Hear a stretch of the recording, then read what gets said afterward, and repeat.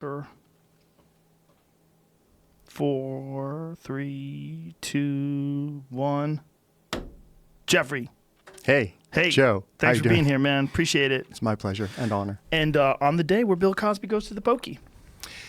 Crazy. Sad story, that. Sad for some people, happy for others. Sad that he's only going away for... I wonder if that's a death sentence for a man at his age. Essentially it is, right? He's like 81 or something like that. It would be weird if justice took into account like your health status in awarding sentences. Right. I think they have done that, though. Didn't they do that with that guy who was Speaker Hassert, who was Speaker of the House, who was convicted for molesting a large number of boys when he was a wrestling coach? Oh, yeah. Do you remember that, man? Yeah. Yeah. 15 months. 15 months. Imagine. I mean, that's pure insanity. He's in a wheelchair when he was going. Yeah. It could have been. Well, there's no way if he was a 25-year-old able-bodied man who had done the exact same thing, he would have gone to jail for 15 months for admitting to molest a large number of kids who were under his care when he was a wrestling coach, right?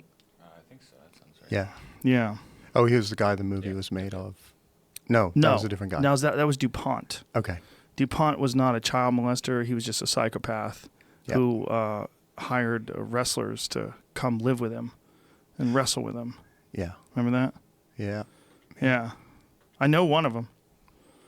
One of the main guy in the movie. The two brothers, Dave and Mark Schultz, fantastic wrestlers who were completely misrepresented in the movie. They made him out to be like involved in this weird gay relationship with him and doing cocaine and all. They added all sorts of shit to that movie.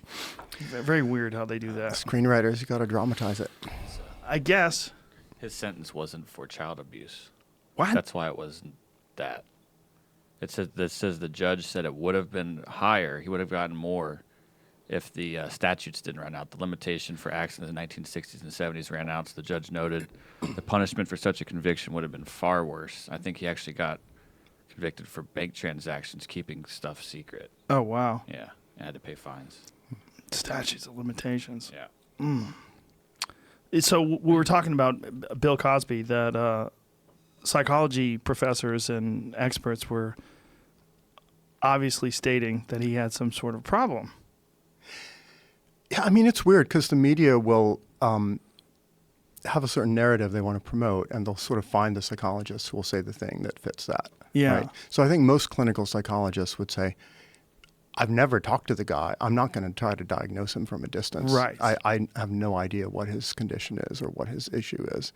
But then there's the handful who are willing to kind of stick their necks out and say something.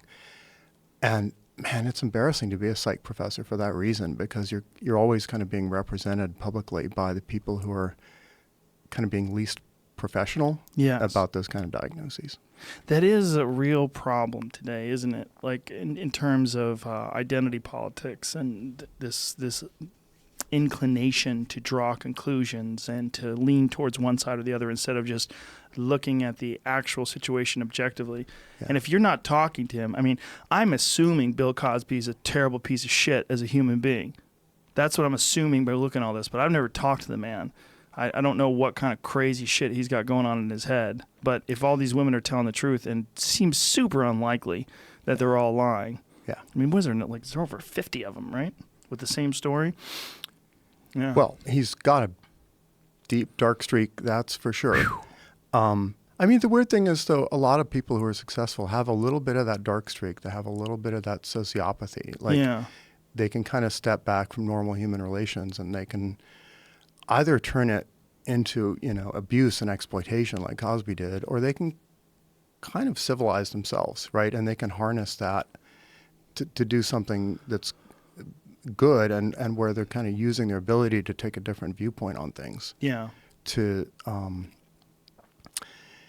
analyze human behavior or invent things or propose new policies or whatever. And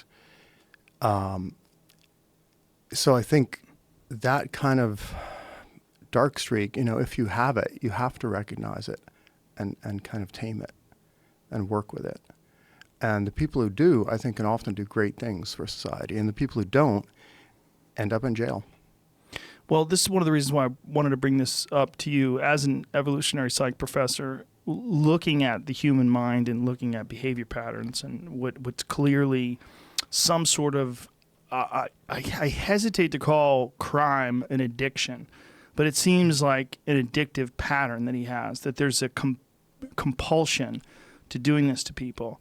That's not as simple as he wants women to have sex with him. They don't want to have sex with him, so he drugs them. I don't think it's that simple. I think there's some getting away with it thing. There's got to be some he's better than everyone thing because he's royalty in terms of like Hollywood, in terms of show business, in terms of stand-up comedy. He's always been treated as royalty. I mean, he's been allowed to essentially criticize anyone he wants. It's rarely is there a rebuttal to the things that he says. And, he's been criticizing the black community for its use of bad words and for its use of sexually explicit language and depictions. And meanwhile, the entire time he's raping people. I mean, it's fucking amazing. I think one thing that might happen is if you've got this public image as being like squeaky clean family values, and you've got the burden of kind of being a moral exemplar like that, just like televangelists, right? Or anybody who has a big religious following, like the pressure to be good all the time, I think can kind of tip people into this. Right. The thrill of transgression, I imagine, could be quite kind of addictive. And I think that's a real danger. And I think that kind of hypocrisy is why we should be really careful about kind of idolizing anybody to that degree kind of morally and putting that burden on them. Yeah, I mean, I could only imagine like being an evangelist and being someone who preached about the word of God, but meanwhile having this weird hooker thing. Like, do you remember, what was his name? Ted. He ran a giant church in, I believe it was Colorado. And the entire time, I used to have a bit about him. The entire time he was smoking meth and having sex with gay prostitutes. And all the while he was going on about, it's always the guys who go on about how awful gay people are that are secretly gay. It's so common. There's a little research on that. I mean, it's not definitive, but it looks like a lot of... Ted Haggerty? Like, boom. Haggard? Yeah. Haggard. There's a lot of people, a lot of guys who are pretty like outspokenly homophobic. And then like you put them in a sex research situation and see what actually rouses them. Like if you show them straight or gay porn, right? And you have a plethysmograph and you sense what's the graph? What is it? Plethysmograph. What is that? It senses blood flow in the penis. Oh boy. I need one of those. I need one of those. Just have it in the background of every podcast. When you come to do the podcast, you got to put these electrodes on your penis. And then we were just going to talk about Japanese vomit porn and tentacles. Well, the plethysmographs don't lie. Plethysmographs don't lie. Not the heart. The heart lies. Not those plethysmographs. So yeah, the people who are often most hostile to something have some little issue inside that is creating some conflict. Yeah, I mean it only makes sense. The conflicted thoughts of the human being who has this ideal of who they'd like to project and what they'd like people to think they are, who meanwhile has this thing below the surface that is literally everything they despise and everything they rally against, and that is their true nature. Yeah. God, it's got to be the awfulest feeling. I mean, I've known several guys who are closeted gay men, and it's a awful existence. They just live in this perpetual state of just angst and unease, and meanwhile, God, I just think for the most part, especially if you live in an urban environment, most part people don't give a shit anymore. Yeah. It's almost a self-imposed prison, and the people that do give a shit, they're the real problem. The people who are not gay, who really care if someone's gay, unless they're trying to do a Cosby on you, like, why do you care? Yeah, look, if somebody wants to be in the closet about their sexuality, like they want to be discreet for professional reasons or because investors would panic or whatever, like that's totally cool. But I think it is so hard to be authentic to yourself. Like it's okay to sort of acknowledge I have this sexuality or these predilections and it's up to me to kind of harness them and deal with them and manage them. And if you want to do that privately, that's that's cool. We should have that freedom. Yes. But if you don't work out those little demons, and if you can't acknowledge what's authentic, I think that's where you get these problems like the Cosby case. Yeah, and I believe there's a difference between discretion, not wanting to discuss your sexuality, and out-and-out hypocrisy. Yeah. These are completely different things. It's one thing, like you said, like say if a guy's a CEO of some major corporation and he happens to be gay and he's just not interested in all the political nonsense and all the social nonsense that goes along with discussing that. Yeah. He's like, I'm just going to keep it discreet. That makes sense. Like, why should he have to? But if he lies to his friends, you know, like, or if he goes on the attack in media, Yes. like that is yes, that is damnation, hellfire. Yeah. We are so strange as a race.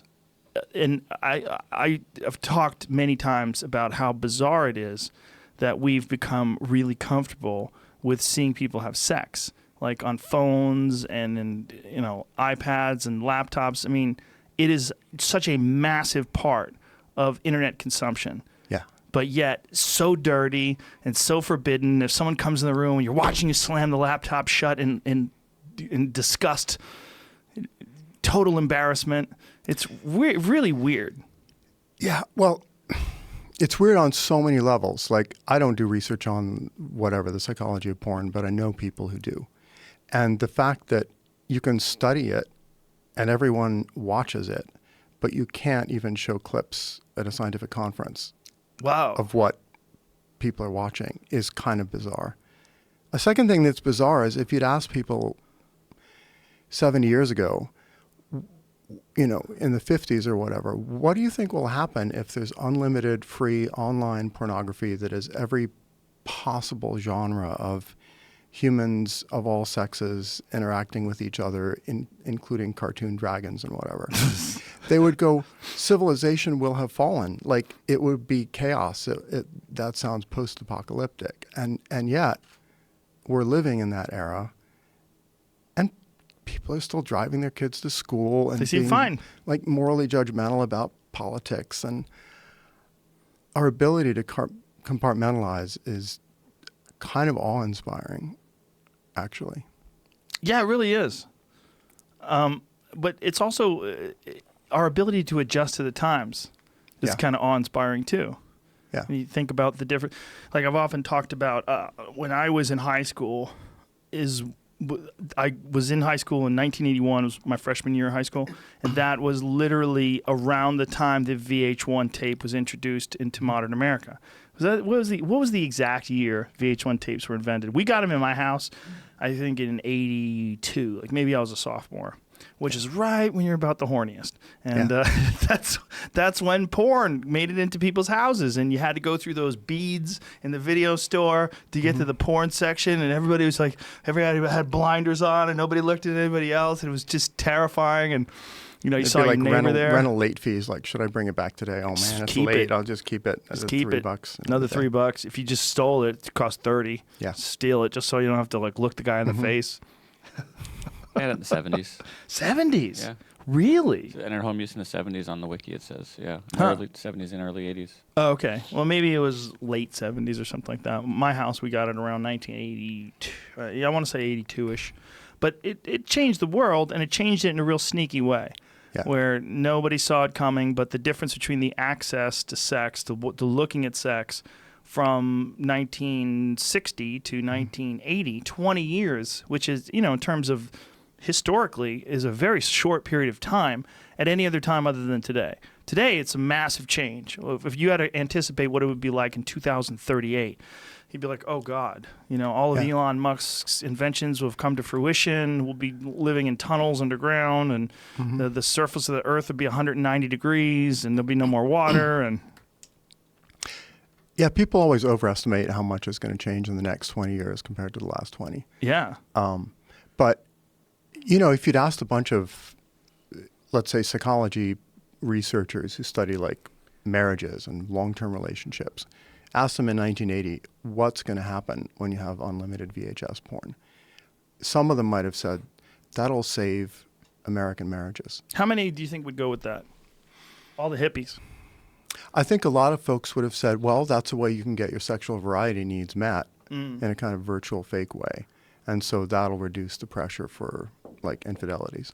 And other folks would have said, oh my God, it'll remind people what they're missing. And so it'll nuke marriages. The divorce rate will go to 80%. But then there's the third option, which is the sort of the Cosby-esque thing, is that the addiction, that there's, and maybe I can ask you about this, like what is it about things, whether it is gambling or, you know, whatever, video games, there are things that people get obsessed with, and those things become almost a part of who they are. It takes over their mind so much. Like if you had a pie chart of the human brain, with some folks, there's a giant chunk that's just porn. It's like 40% of the brain, just porn. Yeah. Like what happens? What is it about the mind that makes one obsessed, whether it's with gambling or whatever the vice, whatever the thing that makes you addicted? Well, I mean, one issue is people differ in their conscientiousness, right? Their degree of self-control and their ability to kind of resist temptations and keep their eyes on the target, like career, family, kids, you know, do the right stuff. Other people are like, I just can't control myself in any domain of life, whatever it is. Video games, porn, doing my homework, whatever. But I think we also have to cut people some slack, because remember, you know, if you're a teenager and you're really into video games, Call of Duty, whatever it is, there are literally thousands of people designing that game to be as addictive as possible, and beta testing it and refining it and you know, doing the level design so it gives you just the right reinforcers at the right pace. And of course, we're not going to be very good at resisting that, because the power of capitalism and tech and innovation to kind of exploit our brains is pretty awesome. Am I being naive, or are they just trying to be entertaining? I mean, are they just trying to make an amazing game that's totally immersive and sucks you in? Or are they really thinking, hey, this Geoffrey Miller guy, I want to get him fucked up on Battlefield Earth? No, that was the John Travolta movie, right? Yeah, that did not succeed. Okay, let's just say Unreal Tournament. I want to get him fucked up on Unreal Tournament and get him completely addicted to this. They're just maximizing sales and profit. But are they doing it consciously, or are they just trying to make the best possible game that's so entertaining, and then it just, as a side effect, it becomes addictive? I think it's okay, if you're running a video game company, the folks actually doing the programming, right? Character design, level design, whatever. They want it to be awesome. They want it to just be the best game ever that is just so fun to play. But the management knows we have to sell it. We have to make it compelling. We have to make people excited about the next version and you know, the add-ons. So I think there's kind of like a super ego and id issue going on even within companies, where the designers just want it to be cool, right? And management just wants a viable commercial product. But doesn't that just come with something that's cool? I mean, I'm just playing devil's advocate here because I'm not exactly sure how. I'm friends with a few guys who make video games. Cliffy B, who worked for Epic Games, who makes he showed us Unreal way back in the day, even before Jamie worked here. We got to see them making Unreal Tournament, like as it was being made, and I went to the id offices when they were working on Quake 3, which were just these amazing games. And it seemed to me, and again, I could be naive, but it seemed to me that all they were doing was just trying to make awesome shit that they like. Yeah. And then it became addictive just because it was so good.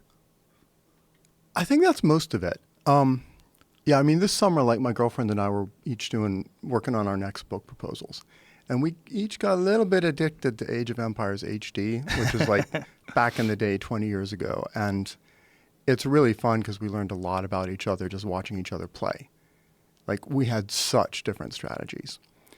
And in terms of like what you build, what you prioritize, how you deal with enemies. Like, it's an amazing kind of personality test in its own right. And we each got a little bit addicted temporarily in our own way. And I don't think that's an intention of the designers. It's just, if you make anything awesome, whether it's music, whether it's stand-up comedy. Or sex. Whether it's sex, whether it's long-form TV drama, like Ozark, then people want that. You know, it works. It's brain candy. Yeah, I saw you quote. You posted about Ozark after I posted about how amazing it is. I'm completely wrapped up in this second season. It's so incredible. But you were saying how they always make the kids bratty. Yeah. You don't have kids, do you? No, I have a daughter. You do? 22. Yeah. Oh, okay. I didn't think she was bratty at all. I think she kept it remarkably together for a teenager whose parents are murderers and drug dealers. Spoiler alert. I think she needs some time alone where they need to talk to her. I mean, you can't just let her go through life hanging out with some kid who lives in a trailer and smoking weed and stealing books. I mean, you gotta, yeah, I kind of warmed up to it after, like, I'd watched the first couple episodes, and she seemed kind of bratty, the daughter, and really in that. And then your kid I must thought, be amazing. my kid's awesome, and I don't know why all kids aren't like her. So, but I think screenwriters get lazy about this stuff. They think, well, if there's a family, you need marital conflict, and you need parent-offspring conflict, and you need secrets and lies, and. But I think the way they're handling it is amazing because the kid doesn't have that kind of conflict. The kid has, like, in my opinion, a typical sort of relationship with his father where he admires his father and his father's abilities, and and he seems to be.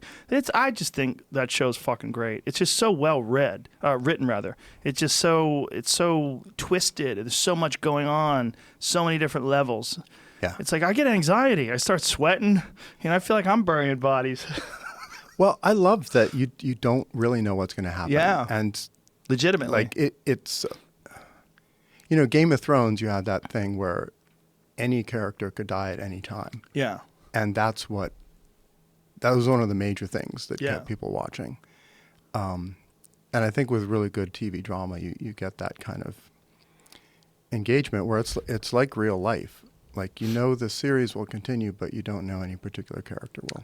But we didn't have that for most of culture. That's what's really interesting.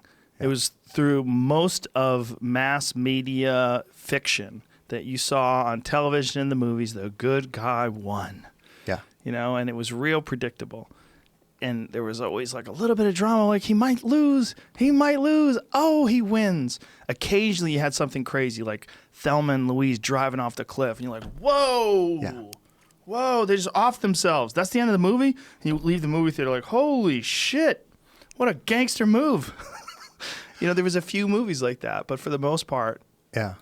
Well, starting in like the golden age of cinema in the 70s, the counterculture cinema, you sometimes got those really profound surprise endings. But one thing that makes... an example, The Hustler. Vanishing Point. Oh, okay. That was the one with the Challenger. The guy had the Challenger? Yeah. Yeah. It's like... I forget suicide that movie. by car. I remember the car. Awesome car. But, I mean, one thing that makes me optimistic about America is that the same adults who are being completely insane to each other about politics on Twitter, whatever, are watching this really sophisticated, emotionally insightful Netflix stuff. Yeah. And I can't connect those two things. It's like when people aren't talking about certain issues, they're capable of, really appreciating really insightful drama that's about the subtleties of human relationships and morally ambiguous situations. And then they go into the voting booth or get on Twitter and it's like there's black and there's white and that's it. And I hate those people and I love these people. And I can't connect the dots between, the entertainment media that we appreciate versus the kind of ideologies that we oversimplify. Yeah, I think Twitter and Twitter in particular, but blogs as well. I think it is a horrible way to communicate when you are saying something that's in dispute, because you're not challenged. And I think there's also, whether it's 140 characters or 280 characters, I just think this limited way of writing in text without talking to someone, without being in front of them and communicating with them and the subtleties of human interaction and social cues and recognizing people's feelings. And it's a piss poor way of getting your thoughts out. And it's very non-human. Yeah. It's very, it tends to gravitate towards cruelty because there's no consequences for saying cruel things. It's almost like you're throwing a bomb over a wall and you don't know who's over there. You know, like you're not there seeing it. You're not. There's something about that I just think is alien to the human condition, and I think it's having a real effect on our civilization and our culture and how we communicate with each other. And I think it's galvanizing the polar opposites, and it's making people go towards these extreme lefts and extreme rights, especially people that are easily led or maybe not so thoughtful about, you know, the objective way that they're interpreting these events, and not being introspective, not looking at themselves with a critical eye, and just engaging in this sort of back and forth tribal shit with people that I just think is it's so strange to watch, and particularly with when you read something and it's really well written. Like you could tell this is an intelligent person that's written a bunch of nonsense and called people alt-right and Nazis. And what's the most recent one? That Vox piece about was it radical? What is it? There's a new. The radical right, the reactionary right. Oh, yes, that's it. The reactionary right. This is the new one. We have a new one now. It's new. It's only like a couple weeks old, the reactionary right. It's a baby. Yeah. Isn't that time to... I mean, the weird thing is people do have a hunger for this more primal, engaged kind of long-form discussion, which is why podcasts like this are really popular and why people are willing to listen to, you know, two reasonably smart people talking for an hour or three about cool topics, because that's the natural condition. You know, imagine our ancestors 100,000 years ago around the campfire having a discussion about some fraught issue. Well, they would talk it through until it was more or less resolved, or unless they at least identified, here's the things we can agree on and here's the things we can agree to disagree on. But with Twitter, it's just the exact opposite. It's not sitting around the campfire. Right. It's lobbing these hand grenades over the... And it's an infinite number of hand grenades. Like, say if you have 30,000 followers or something. God, that's 30,000 people that might be lobbing hand grenades. And then they might retweet to a bunch of other people. And, oh, Jesus. Then here comes some, you know, especially if it's on some hot button topic that they would like to chime in on, you know. It's just, it's strange. Yeah. Well, I think... You know, the human social psychology is it's very hard to reach any agreement without a certain amount of back and forth, preferably face-to-face, in person, with as much time as you need. Yeah. And this is why things like these sort of time-limited presidential debates drive me nuts. I would love to just have 50, 60 hours of candidates talking it through. And people can tune in and just hear, okay, here's 6 hours about foreign policy. Let's see what they really... And then voters could have an informed choice. Imagine candidates actually learning something from each other. Right, and being open and honest about that. Instead, they have to pretend that their ideas are rock solid and completely well thought out and rigid and impossible to evolve. That this is it. They've got it, and you're wrong. And what my opponent wants is something terrible for America. And God, we've seen this hustle so many times, and yet it's the same hustle every 4 years. Yeah, I hope we get to a future where people are allowed to be epistemically humble. Like, here's what I don't know, and I don't know a lot about most things. And even if politicians or scientists or media figures were able to take that attitude. Yeah. And just... It kind of gets back to the hypocrisy point, right? Everybody inwardly knows, man, about most topics, I know virtually nothing, or I've heard a few things third hand that I can kind of regurgitate at a party. Yeah. But we're all kind of expected to have an informed view about everything. And this is something I try to model for my students. Like, if they ask a question and I really don't know the answer, I try to make a point of saying, I don't know. Let's look it up. That's awesome. That's so important. The idea that you should know everything about everything is preposterous. Yeah. And, you know, if you're a 20-year-old undergrad, you don't know what the typical 50-year-old knows. You might think, oh, they've probably mastered most of the wisdom in the world already. Or you might think, no, there's like gigabytes of stuff and they can't possibly know it all. And well, there's such a spectrum too. The average person that has a very intensive job, like say if you're involved in something, computer coding, electronics, something that's 10, 12 hours a day, you're engrossed. You don't have a lot of time to focus on other areas. I mean, you don't really have a lot of time to expand your understanding of whether it's biology, mathematics, whatever it is that doesn't apply to what you do for a living. Yeah. You really have very little time. So this notion that people are embarrassed about things they don't know, and I think that's really unfortunate. It's one of the main stumbling points when it comes to like open and honest discourse. You're not dumb if you don't know some things, you know. You just don't know some things, and there's no way you know everything.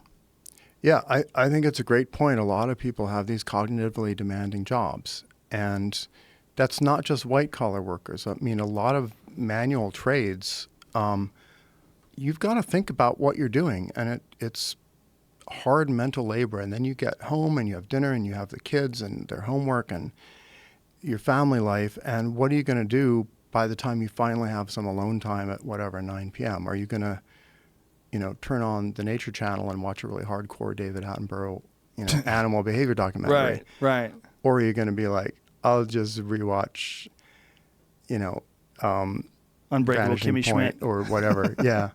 Yeah, I mean, people want to escape at that point. Yeah, there's not enough time in the day. One of the most beautiful things about podcasts that was completely unexpected for me is that it gives me this very unusual opportunity to sit down and talk to somebody without any interruptions for 3 hours, which I could never ask someone to do in real life. And Yeah. it never came up before. Like if I have dinner, if you and I went out to dinner, we'd be talking, maybe someone else would be with us, different conversations, to be eating. Oh, this is amazing. Did you try that? Oh, this is good. What are you up to? Blah, blah, blah. There's like little simple conversations. It's fun and everything, but it's not completely locked in like this with the headphones on, through a microphone, the knowledge that other people are listening, and that these subjects that you're discussing, you're allowing these ideas to play themselves out, and you're sort of moving them around and asking questions and looking at them from different angles. And to have that liberty and freedom to do that is a very rare thing. And for people that get to listen, and I enjoy Sam Harris's podcast in particular, Radio Lab's one of my favorites, but there's so many good ones out there. But what's really good about them is that you get a chance to listen to discourse uninterrupted, uncensored, undirected. Yeah. And this is something that I think is sorely missing from the rest of our culture, and it's one of the reasons why these things have caught on so well. Yeah, I mean, if you respect the ideas that you're talking about, you should be willing to give time Yes. and attention. Yeah. And let them kind of breathe, like opening a bottle of wine and just letting it do the aeration thing before you pour it. And it's funny how much of a thirst there is for that. I mean, if you'd asked me 10 years ago, would anybody ever spend 3 hours listening to a podcast, I would have said no. There's just this one-way acceleration of culture that's going to be faster and faster. Nobody will watch more than a 90-second clip on YouTube. That'll be it. Yeah. And instead, it's the opposite way. I think people have a yearning for a more relaxed pace of dialogue that is actually a break from the frenetic pace of their work life. Right. Yeah. I think even like leaning towards things that are like tech reviews, things along those lines, those are getting longer and longer. When people are just, I mean, there was never a television show where someone would discuss cell phones in depth with no interruption for over an hour. That's very common now, where someone will go over all the different details of a phone and let you know, like, here's what's new about the Galaxy Note 9, and they get fucking hundreds of thousands of views. Like, clearly someone's missed something. Yeah, I mean, even on YouTube, like, you can get 25-minute reviews of like an AR-15 accessory. Yeah. Not just the rifle, but like the red dot scope or whatever. Yeah. And I'm sure there are long bow hunting reviews or whatever. Oh yeah, there's a lot. Yeah, I've seen them all. And I mean, I think that's just a more natural pace of human discourse, because Bear in mind, like 100,000 years ago, sitting around the fire with a bunch of people, no smartphones, no video, no TV, no movies, no recorded music. The entertainment is each other. And it's not rushed. It's like the sun went down. None of us are going to sleep for 4 hours. What do we do? Try entertain each other with jokes? Yeah. I mean, Break out the ukulele. they wouldn't have done stand-up comedy, but they would have done sit-down comedy. Well, somebody probably stood up. Yeah. Held court, told some good stories. I mean, a good story is always valued. A good storyteller. This is what my anthropologist colleagues tell me is, your status, if you're in a tribal society, a small-scale society, is heavily dependent on not just how good a hunter you are, how many kids you have, it's how entertaining are you in the evenings. Sure. And the people who just break the monotony are just gold. They're treasured. Yeah, they give you fuel. They give you energy. Like when you're around someone who's really hilarious, who's telling great stories, you're like everyone around them's like, ah. Yeah. You get fired up by it. Yeah. Yeah. I have a rosy view of the future. I'm very optimistic. And I think that all the chaos that we're going through right now, politically and socially in particular, I feel like this is just an adolescent period of communication. That we are experiencing this open flood. Like we've opened up the barriers for communication. Anybody can communicate now. And it's just and it's going to take a while before the discourse levels out. And you've got a lot of loud noises on all sides. And there's a lot of people fighting for power and fighting for virtue, fighting for whatever social brownie points they get by pointing out their position being correct and your position being foolish and silly, and this is the future and this is done, and there's this cruel aspect to it, which is interesting. Like if someone missteps and someone says something that they regret and then they delete it, there's this cancel culture. Get rid of him, off with his head, because people realize the immediacy of all this and they're terrified of it happening to them. So it's like they're just throwing rocks at whoever might be the accused. It's fascinating to watch. Yeah. I mean, we're going to need a whole new set of social norms where people just calm the fuck down about this stuff. And I think it's kind of analogous. Like one of my favorite books about kind of social history is called The Bourgeois Virtues by Deirdre McCloskey, an economic historian. And she points out when you switch from like the Middle Ages where everyone's a peasant to this urbanized commercial culture where people are mostly traders and they have little shops and whatever, they needed to learn how to interact with strangers to provide value for money. And they needed a whole new set of virtues that had to do with reliability and thinking, what am I making or what goods or services am I providing that actually are useful? And it took, a couple generations for people to enter that kind of capitalist mode of what can I do that's helpful to others that can support my family. And I think now we have a cultural shift where we realize, given social media, how do we cope with the fact that everybody virtue signals, everybody sometimes says things that are mean and stupid, and everyone's fallible, and anything you say will be on a permanent record, basically. How do we cope with that? We're used to a sort of public culture where everything is very polished and edited and curated. And that time is gone. So we need a new set of kind of social and moral norms that cut each other a lot more slack, I think.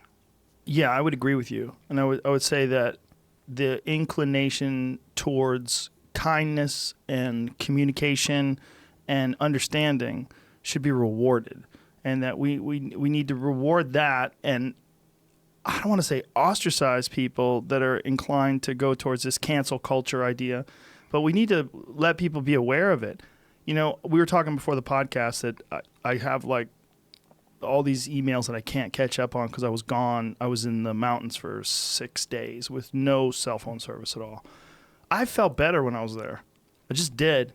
I feel like there's a certain amount of anxiety that comes with being connected to all these people all the time and constantly checking your mentions and constantly looking at Google News to find out what chaos is coming our way. And it's just, I just don't think that that's healthy. And I don't think, I think I do my very best to mitigate the negative effects of it, but my very best is not good. I don't think I'm doing a great job, because when it's taken away from me, and I've had this happen twice over the last few months. I was in Lanai, the small island off of Hawaii, one of the Hawaiian islands, and I broke my phone, and it took a few days for them to send me a new one. And I was like, God, why do I feel so good? I feel so present, and I feel so healthy. And then this past week, the same thing, no cell phone service for all these days. And so I just felt better. I think there's a funny thing even that happened with Burning Man culture, where like when it got started in the early 90s, it was, let's all come together and have this excitement of interacting more. And now, since Burning Man's one of the few places where you don't get cell phone service and you can't really be online, it's like, oh man, this is such a relief, because we literally can't stay connected. And the community we're in is only 70,000 people instead of 330 million. Which is almost Boulder. That's almost Boulder, Colorado. I think Boulder's a little bit over 100. So 70,000 that's a fucking big city of freaks. It's a big city, but it feels intimate compared to Twitter. Ooh. Right? Yeah, for sure. Yeah. I'm fascinated by Burning Man. I can't go because hippies will drive me crazy and there's too much dust. Yeah. But I love the idea, and I'm fully support. If there was like a fund that you could write a check, like to support Burning Man, I support it as a project, as an idea. I don't necessarily want to go there until they got it really polished and worked out. But I think what the idea behind it is fascinating. It's people saying, I don't like this. I don't like where this is going. I think there's a lot of people that would like to do something different. Let's just try it out for a week. Everybody, let's agree. We'll get together through these days and let's just fucking dance, and we'll have glow sticks and wear pasties and get fucking crazy and do ecstasy. And a lot of people are like, fuck yeah, let's do it. And then this thing happens. And this thing is only a few years old. I mean, it really is, what, a decade and a half? How many years have they been doing it?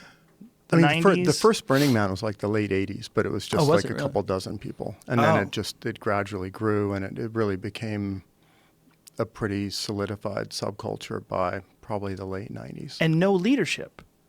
Well, there is kind Guidance. of there's behind the scenes leadership, of course. And I mean, that's another fascinating thing, is depending on the political lenses that you wear when you go there, it's either like a libertarian paradise, or it's a communist paradise, or it's spontaneous self-organization of some sort. But there certainly are people who are kind of coordinating it. It's just they're not. Well, there's tickets now. You have to get tickets. It's hard to get.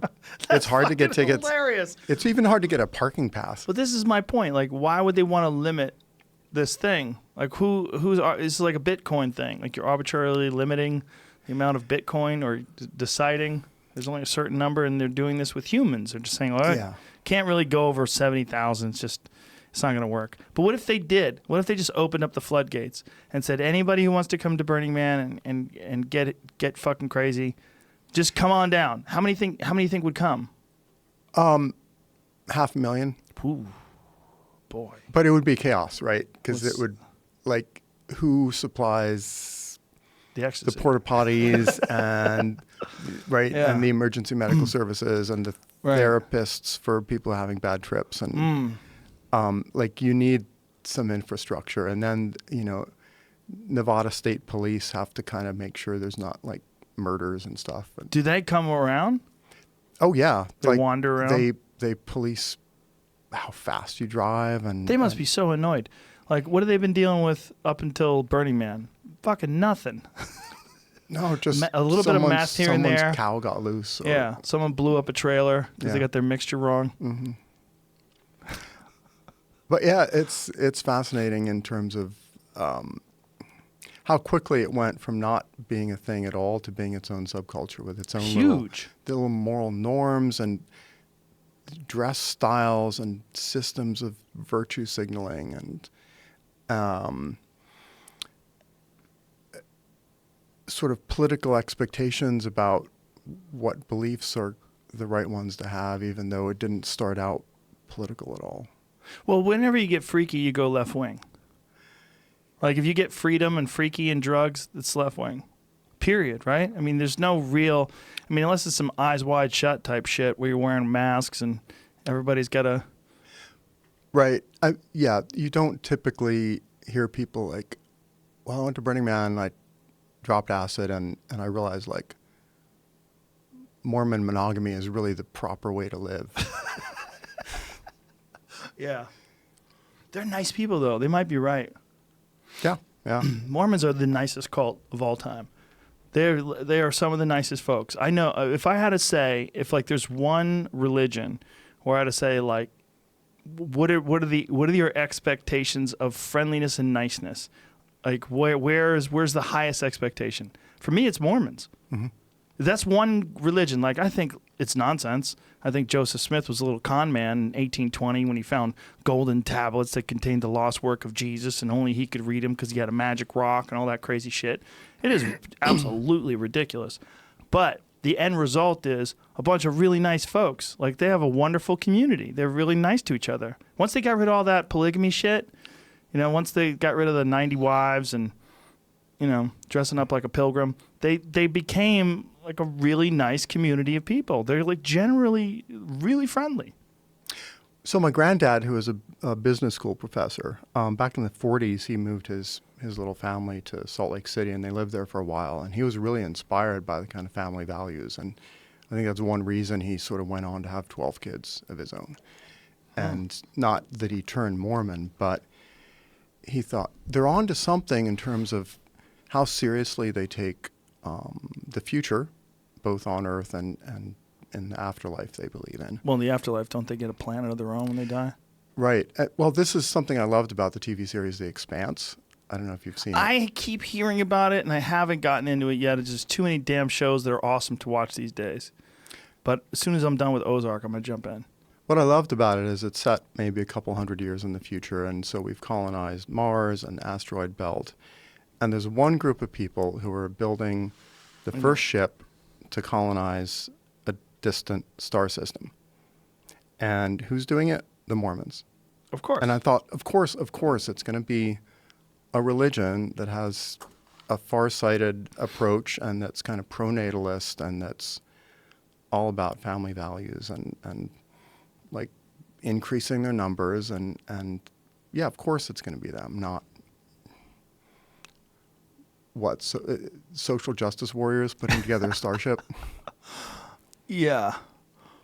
Did you ever see the Osmond family photograph from one of their albums, their early albums, where they all got their own planet? Because they think that when you die, you get your own planet. And so the album was based on that concept. And like if you open up the album, it's like, oh, here's Planet Donnie. Look, Marie's got her own little asteroid belt. Yeah, they're totally locked and loaded to do the interstellar colonization. It's strange, though. I mean, it's strange the blinders that people go on, that people put on, and that they would put those blinders on. Like, it's almost like if you just can go, hey, look, let's just all admit Joseph Smith was full of shit. But we got a good thing going on here, folks. We're all real nice to each other, and there seems to be some real positive energy involved in believing in this higher power and this greater good and this overwhelming sense of community that we all have. And they have a sense of humor about it. Like the way they reacted to the South Park guys doing Book of Mormon. It's fantastic. Was like, fair enough. They took Pretty out a hilarious. full-page ad in the playbook. I mean, that is a brutal musical in terms of like the way they're depicted. Buffoons, believing in nonsense, trying to recruit these indigenous people. It's kind of, I mean, it's ruthless and hilarious at the same time. And they're like, wonderful. If you want to find out more about being a Mormon, here, come to our website. Come check it out. Thank you.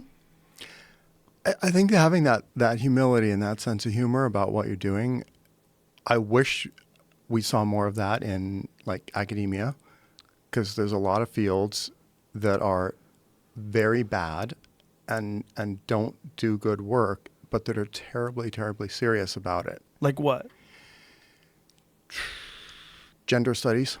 How Or dare you? social psychology. Gender studies. I posted something on Instagram yesterday. I was at a bookstore, and there is a feminist baby book. It says "Feminist Baby Finds Her Voice," and it's a baby screaming into a bullhorn. Look at this picture. Baby screaming into a bullhorn. And I said that the lines between parody and reality have never been blurrier. And some people laughed, but a lot of people called me a piece of shit. And this is one of the rare times I dove into the comments just to take a little look-see into the gates of hell. But look, that's fucking parody, folks. Why is the baby screaming into a bullhorn? What voice does she have? What oppression is she rallying against at 3 months old? Is she screaming about the patriarchy when she can't even fucking talk yet? And here's more parody. Why is she fat and ugly? What kind of baby is that? That baby looks like a thumb. She doesn't even have a chin. This is chaos. It's not even a real baby. It's like an M&M with legs. It's crazy. Look, she's got fucked up hair, and they've already gendered her. They put a bow on her, which is really fucked up to do to a baby. You've decided that she's a girl? How dare you, you piece of shit. You transphobic asshole. And the rouge is a little bit overapplied. She's got whore makeup on. She dressed up like a fuck clown already as a baby. Fucked up hair. Child abuse. Big nutty eyes. It's crazy. Finds her voice. She found her voice. Fantastic. She can't talk yet. That's a baby. We should all listen to the baby. Give the baby a bullhorn. Let's all gather around. I got poop. What is the baby? What is the baby saying? She finds her voice. Look, it's parody. Even if the book is wonderful, I don't know that it's not. Maybe it's a great book. Maybe it's fun. Maybe it's a silly book. That's parody. That would be a goddamn character on South Park. A baby feminist with a bow that screams at the top of her lungs. What is this? Free the nipple? Oh, like right now I'm hungry. Okay. I get it. Yeah. Oh, is that from the book? That's from the book, okay. I guess. Feminist Baby. Maybe it's a great book. I think it's satire. But it's, I don't think so. I mean, here's the thing. Like, if you're in a field where you can't tell whether something is from it or it's satirical, right, then you need to lighten up about your field. Yes. And just like... Gender studies, you're saying, in particular. Well, yeah. In particular. But what is it about it that leans itself towards foolishness?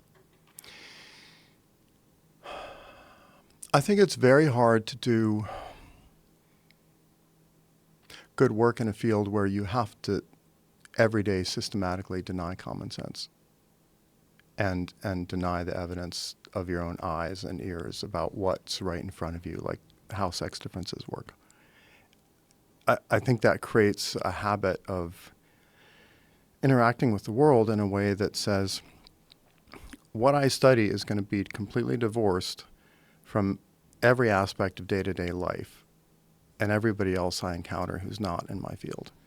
Because if you allow any crosstalk between like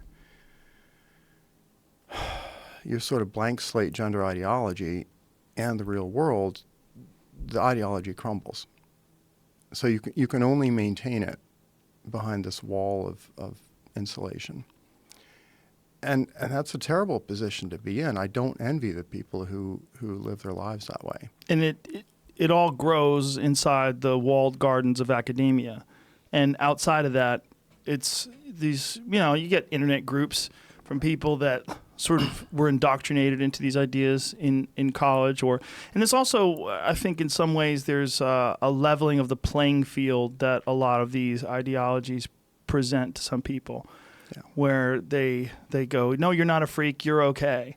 There was some silly article on fat acceptance the other day, and it was talking, and then they got, which is fine. I accept people who drink. I accept all kinds of unhealthy choices, but don't lie to me. Just don't lie about the physical reality of what you've done to your body if you reach 400 pounds. That's not healthy. You're saying it's healthy. You're saying it's okay. No, you're just not dead yet. If you lost 200 pounds, you would feel wonderful. That would be healthier. Like if you smoke every day and you're like, look, no cancer, smoking's healthy. No, you're your body is dealing with it. Your body's processing it. It won't be able to forever. That is exactly what's going on if you're morbidly obese. And for you to pretend any differently and to just go on about this fat acceptance movement and, the big, beautiful this and that. And like, no, you're obese. You've eaten too much food. If you see a fat guy, how come he doesn't get the same sort of treatment? If you see a morbidly obese man in his underwear, no one's saying he's beautiful. Because he's disgusting and he's fat and he's lazy and he's addicted to food. We all know it. But if it's a woman, we're so inclined to just let her go. She's fine. You're wonderful. You're beautiful. You're amazing. Give her space. We treat them as if they're incapable of recognizing the absolute reality of their physical being. I think it's important, to address both the kind of individual choice level and also the kind of systemic level, like the food industry and what is being promoted and what the federal government promoted for ages. And it was this terrible situation where you could have followed exactly what the FDA recommended and it would have been bad for you for decades. And because of lobbying and because of the powers that be and influence. And I think that's the level to criticize, right? If you have a systemic problem like promotion of tobacco products and you want a safer alternative, then you got to address the tobacco industry. We have this bizarre situation, for example, where a lot of people in my department work on alcoholism treatment research. How do you get people to drink less? Or they work on how do you get people to stop taking opiates? How do you deal with opiate addiction? And if you make a suggestion like, here's some awesome new research showing that if people switch from opiates to cannabis, it dramatically lowers their risk of death. Or if they switch from alcohol to cannabis, it has all these health benefits relatively to being an alcoholic. But it's kind of considered taboo to raise that in a lot of medicine and psychology and so forth. Well, it's you're giving in to people being self-indulgent if you say they should switch from one thing to another in a kind of harm reduction mode. Almost like a methadone type solution. Yeah, and a lot of them come out of a kind of 12-step program mentality where it's you have a disease. If you ever do anything that is bad for you, then you've relapsed, and that's feeding your disease. And I think that's idiotic. And that's not, the evidence shows that's not the way to treat any of these physical addictions. But something like cannabis as an alternative it's totally marginalized in academia. You really can't talk about it as a valid alternative where people could come home and they can drink, or they could come home and they could get high, and maybe getting high for a lot of people might be better. Is that changing though? I haven't seen any evidence that it's changing, at least within academia. Really? I would think that would be one of the first places where it does change, because the influence of the pharmaceutical industry isn't so deeply entwined in the system itself. It's not like pharmaceutical industry people are dropping off pamphlets on talking points when you're giving lectures. Well, here's the problem. Who gives you the research funding to look into this, right? Okay. National Institute of Alcohol and Alcoholism or National Institute of Drug Abuse. If you do a grant proposal that says, here's an alternative that might work, they will shut it down because the federal government does not. Those agencies don't want the blowback of some senator saying, how dare you fund this research that says this is a valid alternative. Yeah. So everyone who works in these areas is kind of locked into a system of grant funding that's subject to kind of political censorship by the funding agencies. Do you remember those talking dog commercials of about 10 years ago where there was a girl, she comes home from school, and the dog's like, Lindsay, I really wish you wouldn't smoke pot. You're not the same when you do, and I miss my friend. And the girl's just sitting there stoned out of her mind. Her dog's talking to her. Her dog runs away. It turns out that the organization that funded those commercials was funded by tobacco, alcohol, and pharmaceutical companies. Yeah. Like, they're drug dealers who are against drugs. It's literally like hookers doing a commercial against strippers. That's literally what it's like. And we just accepted this. And it was all over television. It was everywhere you looked. It became parody. I mean, it became preposterous. It was like, this is your brain on drugs. You remember the eggs? Mm-hmm. And everybody's like, I'm hungry. I mean, a million comedians had jokes on that. Yeah. You're giving me the munchies, man. This is just insanity that this is allowed to take place. Is that drugs that kill enormous numbers of people are allowed to demonize drugs that kill no one ever in the history of use. If you looked at that rationally, if you were something from some other planet that was studying the human race, and you saw the way we program people and the way we spend enormous sums of money to project a certain idea and get it into people's heads through these very influential, short, memorable videos, you'd be like, this is a culture and a civilization, an organism that is mad. This is madness.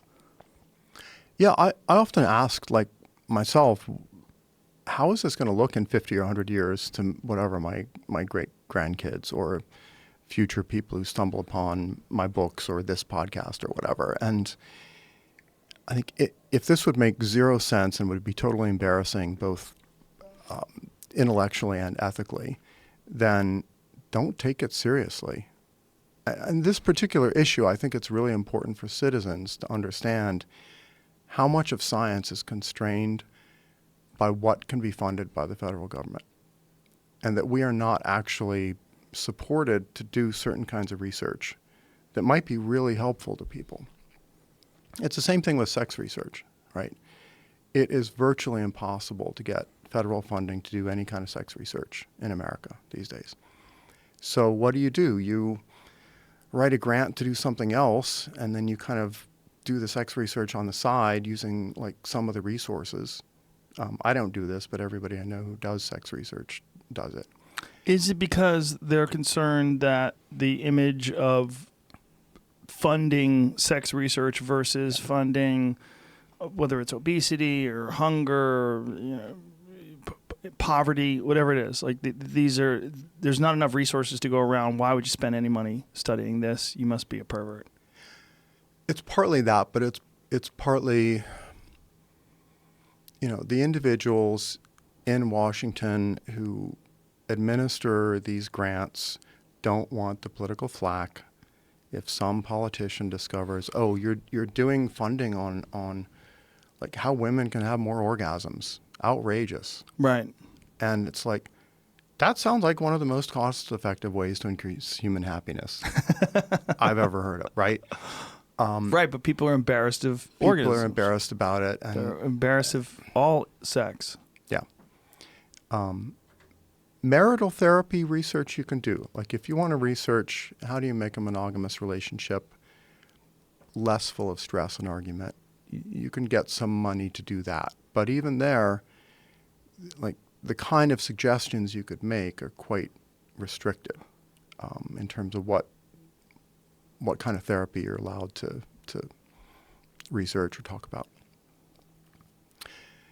So, I wish citizens understood this because their tax dollars are not being allocated in the best way to deliver the benefits in their real lives to their families and their relationships that they could do. So to bring it all back to obesity, what I would like, and I bet I could say the same about you, is would like to take some of these sort of influential videos that we've seen done that demonize innocuous drugs like marijuana and put those on sugar. Put those on how people are addicted to sugar. People are addicted to so many things that are causing obesity, so many things that are causing us to have this epidemic of you know, I mean, if you go to Disneyland, it's one of the saddest things in the world. You see how many people are on scooters because they've eaten themselves out of their ability to be mobile on their own. They're just overflowing off the side of these scooters. It's very depressing. And then you see them what they're eating. They're drinking slushies and, you know, eating fucking nonsense. And this is and again, it's another addiction, and the availability of it is so. I mean, imagine if you were a heroin addict, and everywhere you went has heroin. That's what it's like to be a sugar addict. If you're a sugar addict, every store you go into is filled with your drug. Every 7-Eleven, right when you go to pay for your gas or whatever you're doing, it's filled with your drug right there in front of you. Your drug's everywhere.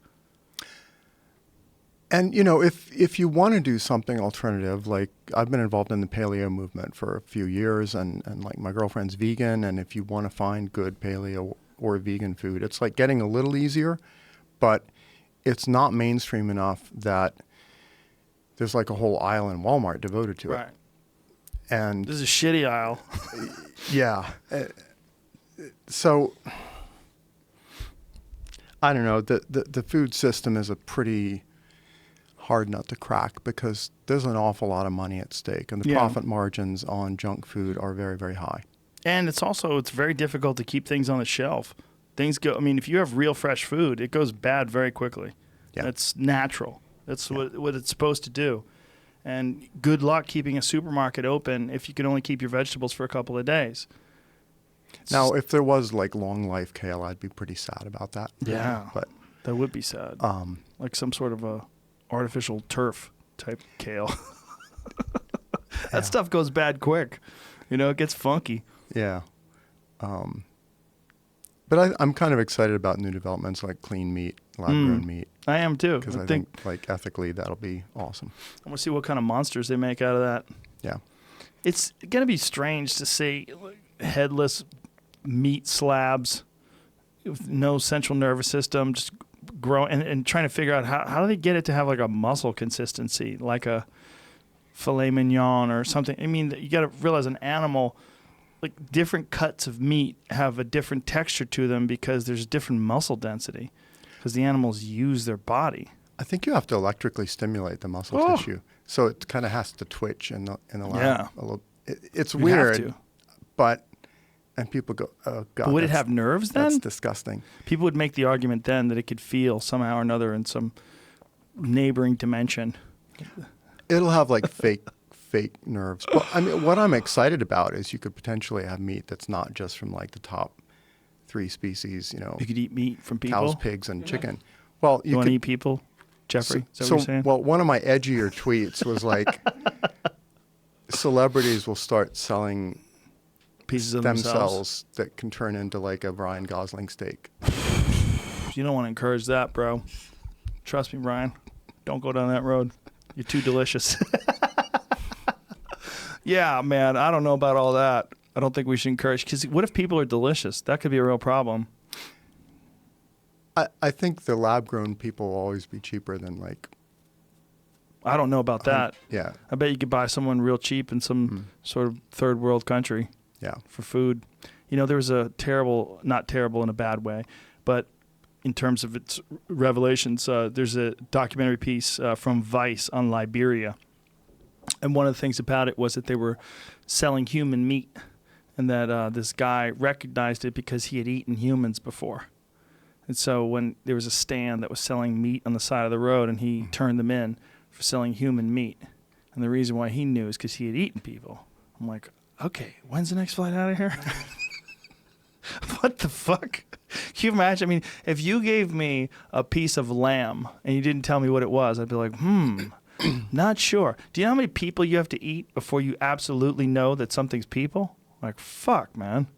I've had a lot of lamb chops. Yeah. I would not bet 100% on my ability to distinguish a lamb chop from, say, a veal chop or a venison chop. I mean, all this stuff is going to create some real moral quandaries. Like there will be this, what Jonathan Haidt calls moral dumbfounding, where you go, yuck, that is disgusting. Yeah. Why? I don't know. It just is. Yeah. Like, I can't give you a reason. Well, robot brothels. This is one of the more recent discussions, the ethical implications of robot brothels. Yeah. And there's a robot brothel that's scheduled to be open. Where is that? In Germany? Is that where it is, I believe? I believe it is. And there's all these people are up and up. Texas. Texas? Yeah. Holla! Powerful Texas. Of course it's Texas. Texas, you could probably fuck a tiger if you got enough money. Country's first robot sex brothel set to open in Texas prompts backlash. See, I wonder if that's real, or I wonder if they just like, hey, put out a fucking press conference, tell them we're going to open up a robot brothel. Let's let them go crazy. It's Ron White. He did it. Ron White, Ron White from the desk of Ron White in Austin, Texas. He sent this email. $60 for half hour. Oh, that's cheap. How long does it take to get off with a robot? What if you lose your concentration? 10 locations by 2020. Is there a snooze button? 2020. So Holy 18 moly. months. Yeah, but see, what you don't want to show up late, right? You don't want to be there at the end of the day. A bunch of unmotivated people cleaning out those fuckholes. Oh. Well, Texas was actually at the forefront of the lap dance club revolution in the late 80s. The revolution. There was a revolution? Well, yeah, from old stripper-style clubs to lap dancing. Oh, where they actually touched you. And that actually started in Texas. Look at this. There's a showroom where customers can test and rent dolls before deciding to purchase one. Can you imagine? You know how like they have certain cars that have been on the lot for a while, and like, you thinking about buying an M4, Mike? Come on, take this sucker for a spin. Well, you all should read the essay my girlfriend Diana Fleischman wrote about sex bots, which got her a little bit of notoriety a few months ago. What was her take on it? That it would be really good on balance, because there's a lot of guys who need like a sexual release, and if it kind of takes them away from doing some like exploitative Bill Cosby style behavior into just doing something like this, which is kind of weird and gross but innocuous, like it's not hurting anybody. Right. That would be a net win. Do you make that connection? Because that's a tricky connection, right? Because most people who think of rape, they don't think of it as an act of arousal or sex or intimacy. Rather, it's a thing of power. It's some sort of a creepy sociopathic, psychopathic behavior trait. I know that's the standard view in gender feminism, Yeah. but I don't think it's well supported by the evidence. For example, there's a big problem with rape in India, right? Mm-hmm. And porn, as far as I understand, is illegal in India. Now, Is it accessible though, or is it I just?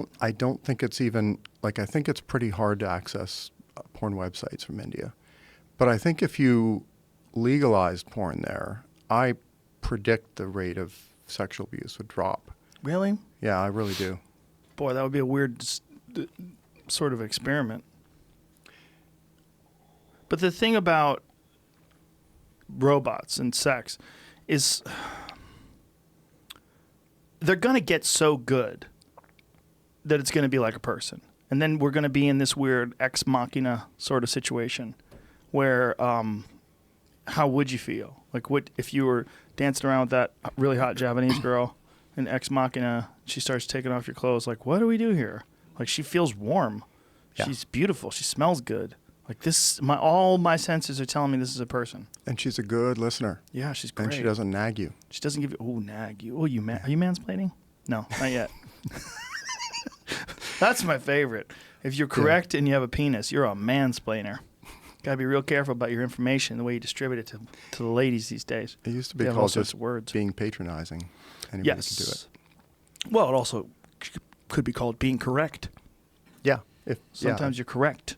You just happen to be a man. Explaining true things is a crime. Well, when it comes to gender studies, we circle back to this denial of reality.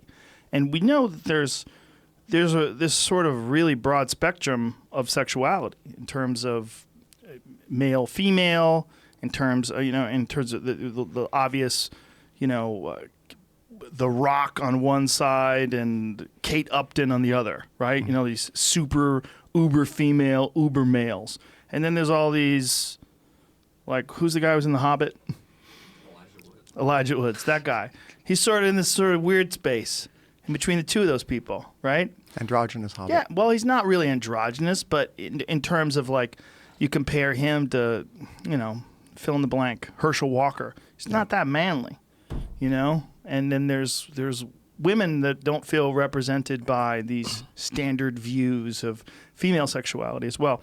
But this just speaks to the variability of the human genome and just DNA in general. There's different people that breed with different people and different shapes come out. And until we figure out how to manipulate those shapes, which seems to be right around the corner with the robot fuck dolls. It seems like they're both going to arrive probably at the same time, where you're going to be able to choose from, having sex with a robot or having sex with the Hulk. Like, there's going to be real possibilities that everyone's going to look like Thor. I mean, this seems like it's not too far away. 1, 2, 3 generations, maybe possibly inside of our lifetime, we'll have mastered the human form to the point where the world's going to be preposterous. I mean, it's going to be like the Star Wars cantina scene everywhere you go. Oh, yeah. Well, this is what happens whenever you have a biological innovation that opens up new possibilities in terms of the evolution of bodies or behaviors, as you get this adaptive radiation, this explosion of possibilities, like the Cambrian explosion, right, 530 million years ago. Animals finally figured out how do you program a multicellular body with a nervous system. And as soon as they got that, boom, you've got all these bizarre new forms, and then you get, dinosaurs and mammals and us. I think once we can program the human genome, and you have parents who are like, I want to select for kids who are like really tall and really religious, right? And other parents are like, I want cute little hobbit babies who are like hardcore atheists. With furry feet. And then you'll get a divergence. Can you imagine if your parents decided to make you a hobbit? Like, they could have done anything they want. Remember, like the first early adopters, I imagine it's going to be about fetal transformation, about taking something that's in the womb and manipulating it, and then as it emerges and then and grows, then you're going to see what it is. If your fucking parents were just gigantic J.R.R. Tolkien fans, and you have her furry feet and you're 2 feet tall, you're like, what the fuck, Mom? Like, you asshole. I just wanted a hobbit. I didn't want a baby. Like, it was either a hobbit or a cave troll, so you should count your blessings. Yeah. That's entirely possible. I think the sex bots will come a lot earlier. Quicker? Yeah. I think How close are we? What do we look like? What do we look like right now in terms of sex bots? What are we looking at? Let's see. State of the art. Type Google state of the art sex robot. I started looking to see what they have there in Texas. I think they look pretty good, but they're not good that at good at like language or conversation Right. or eye contact or Hand jobs. or movement or whatever. Yeah. But I think there will be this tipping point where they can do conversation that's good enough, right? It doesn't have to be quite as smart as an actual lover, but it can be a hell of a lot nicer. Than an actual lover? It can have better memory for all your preferences and your desires and like it'll also be more trainable in terms of it'll kind of register, oh, the last time I asked this question, like you didn't respond much, but this other question, you talked for 5 minutes, so I'll ask more of that, right? This is all very problematic behavior you're discussing here, Geoffrey. I Well- don't like your tone. Trainable? Well, my girlfriend's working Nicer? on a Sometimes people are nice when you're nice to them, Geoffrey. How about you be nice first instead of expecting this fucking robot to just take care of your dick and balls and just be nice to you all the time and remember all the stuff you like? What about it? We would develop into total narcissists, sociopaths with robots that we could just get to do whatever we want. We'd bring them to the mall on a leash. Well, so there are two different ways that could go, right? Right. On the one hand, like if there's a woman I'm interested in, let's say, and she has access to a male sex bot who's like really funny because it's like its little neural network has learned like all of your stand-up routines or how to riff on today's news, and it's a great listener, and it remembers everything about her backstory. I can either be like I can't compete with that. I'll have to diss it. I'll have to say you're not allowed to see him anymore, or I'll have to level up and be better. Yes. like humans. And I hope people will level up. Some will. Yeah. And we'll learn from the people who don't level up, like how they fall apart. I'll present you with an even more disturbing scenario. Some people will be like, that Geoffrey Miller's a handsome guy. I'd like to fuck him all the time. And they're going to make a version of you and bring it around the mall with a leash on. And you're going to be going to the Apple store, and a version of you is going to be caked in cum with a dog collar on. Standing right next to you while you're buying a new MacBook, and you're like, what the fuck? And it's going to be totally legit because you don't look at, oh, whoa. That's what they look like? Swappable face. What? Let me see what it looks like, though. This is like when you're looking at one of them digital renderings of a house they haven't built yet. Let's see what we got here. Are they warm? Whoa. All these close-ups are creeping me out. Come on. AI in it. It's got AI. It's Howard Stern. Hey, look at this. Oh, that's creepy. They haven't passed the uncanny valley, clearly. No. Yeah. What is it, hairy chest? What the fuck? Oh, it's a guy robot. Long video. A long video. Yeah. Yeah, so, people will do, celebrity deepfake sex bots, and there will be people wandering around with their Jordan Peterson sex bot on a leash in the store. Well, have you seen the porn where they do face swaps? That's getting really good. They're really good at that now. This is another social revolution we're going to have to brace for, is an era when you can do a credible porn fake of any celebrity or any citizen. Yeah. Just based on, sampling their Facebook photos. Do you know who Kyle Dunnigan is? Hilarious stand-up comedian who has the funniest Instagram page of all time. And his Instagram page is about 80% of him doing face swap videos of the Kardashians and President Trump and Kanye West. And they're just so fucking ridiculous because that they're fake because it's real obvious that they're fake, but it's essentially like a new art form. If you think of sketch comedy, and here, play one for him. See what we got here. Is this a good one? I haven't seen this one. Yeah, big job. What do I do now? When I was at your tiny white house, I put a recorder in the chair. Yeah, she recorded. Yeah. Holy shit, another tape. Yeah, so bad. Where's the bathroom? Right down the hall, sweetheart.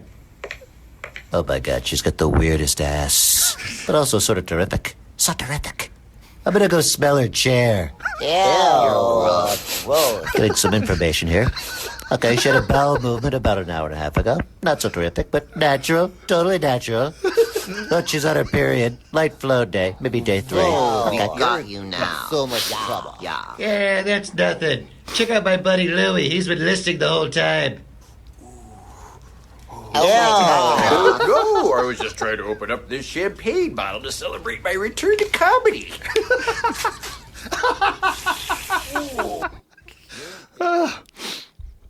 So this kind of stuff, but see what I love about this is it's so obvious. This is essentially, he has some other little sketches that he does on his Instagram page, but most of his stuff is this face swap thing, which is, relatively new technology. When was face swap invented? Less than a decade ago or so? Yeah, on your phone. Yeah. That good. Pretty soon. Just a few years. Yeah.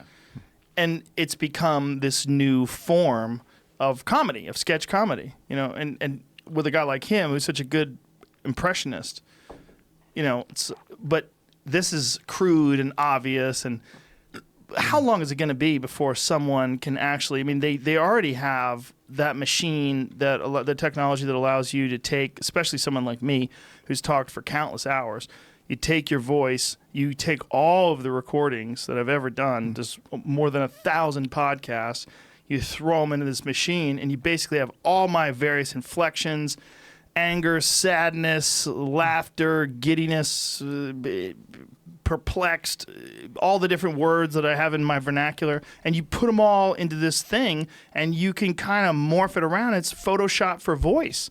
So you have the video where you can face swap and manipulate people's images, and it's getting better and better all the time. Then you have Photoshop for voice. You could essentially make movies with people where they just do whatever you want them to do.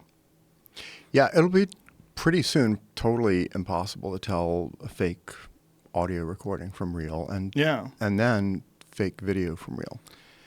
And what do we do then? It means we can't really trust digital records of people in the same way. It also means you can, I don't know, it might be good. I mean, it means you can digitally sample anybody who's a good communicator, and Right. they can do an unlimited number of, I mean, you could have David Attenborough, natural history videos forever, even after he's dead. Right, but he could also be doing Nazi propaganda videos as well. Yeah. That's what's really weird. You could, essentially, it would be up to the user. Yeah. So someone like Kyle Dunnigan, but an evil version, could take David Attenborough and, Yeah. you could do whatever you want. Well, almost like what we're saying about communication, that this open floodgate of communication, we're learning how to manage all the implications of this. It's really recent. Yeah. And I think with human relationships, we'll have to figure out kind of ethically, once somebody can make like a deep fake video porn of their ex-lover, right? Right. And then their wife catches them watching it. Right. Okay. Or, the wife buys a sex bot and like keeps it at work. Okay. At work. Is that cheating? She comes home from work exhausted, all busted up. Yeah, and like, I just want to watch Ozark. Missing I don't an want to earring. even talk to you. One of her shoes broken. Fuck happened. Yeah, is that cheating? Yeah. Some people think looking at porn is cheating. There's that argument. I mean, there's people have standards, very varying levels of standards. And they don't negotiate it. They don't talk about it. This is something my friend David Lay points out in his book, Ethical Porn for Dicks, which is about responsible porn viewership for men. That, like, if you're in a relationship with a woman and you're a straight guy, you need to have the talk about what does your girlfriend consider cheating in terms of porn watching. Most guys don't have the guts to have that conversation. Most women don't either. And then there's... Is it the guts, or you don't want to open up that door? Just keep it on the sneak tip. She can't complain, and then no one knows nothing. And then we're all good. But everybody finds out. You sooner or smile later. and you go to the movies and you hold hands, Geoffrey, and everything's Yeah. fine. Yeah. And you keep Just your push dark that- secrets push it down, to the grave. Push it down into the... While you're watching that rom-com, you're thinking of someone with a ball gag tied up in a basement, covered in baby oil. Right? Yeah, some I just people. went to a happy place. You have to go there. You got to go there all day sometimes. Yeah, so people have to talk about this stuff like grown-ups, and as the technology keeps advancing, right, and becomes more and more, the line between like porn and real life gets fuzzier and fuzzier. Right. With robots and Yeah. virtual reality, it's going to be very strange.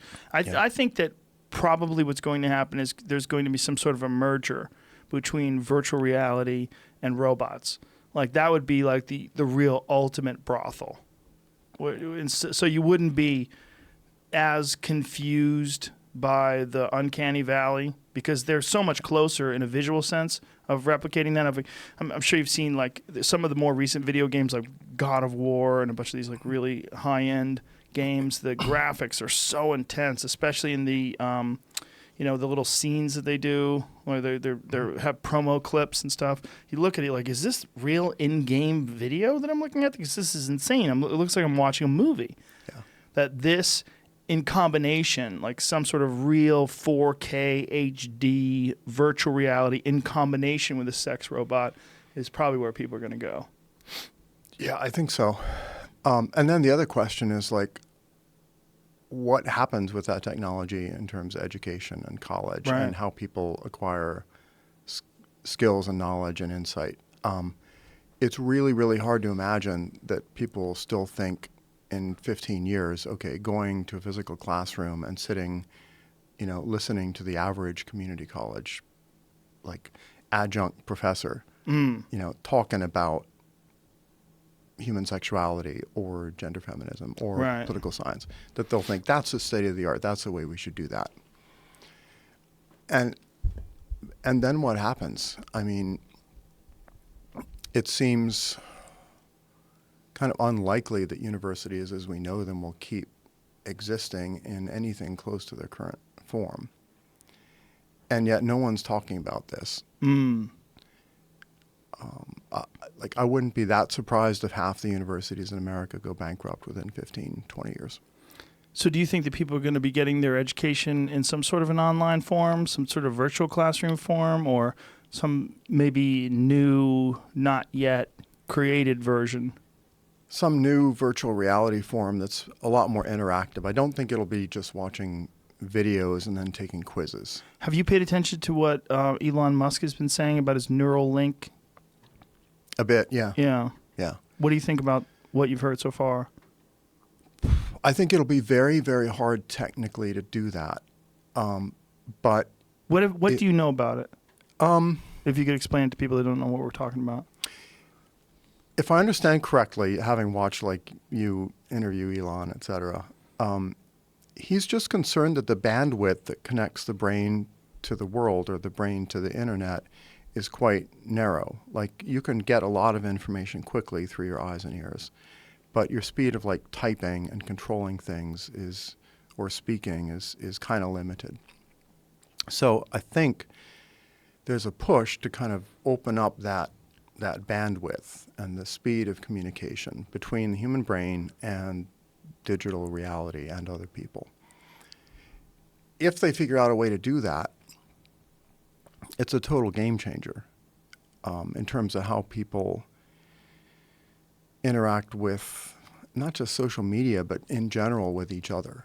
I mean, it means basically you have a global telepathy system, if you want.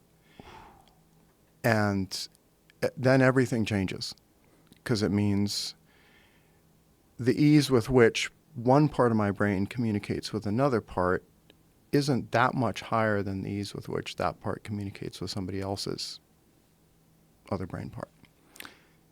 What I've been thinking about is some sort of universal language, and that if they bridge the gap between cultures and civilizations and the way people communicate, and doing so, do it through some sort of a digital interface. And instead of like very simple characters that equal words that you put into your linguistic dictionary and you have an understanding of what this person's talking about, instead of that, you get like real clear concepts, maybe even like in emoji form or hieroglyphic form or some sort of form where we figure out over X amount of years how to communicate through agreed upon imagery or agreed upon data in some sort of a way that lets people express emotions and perhaps even more engrossing and more complicated than the actual language that we're enjoying right now.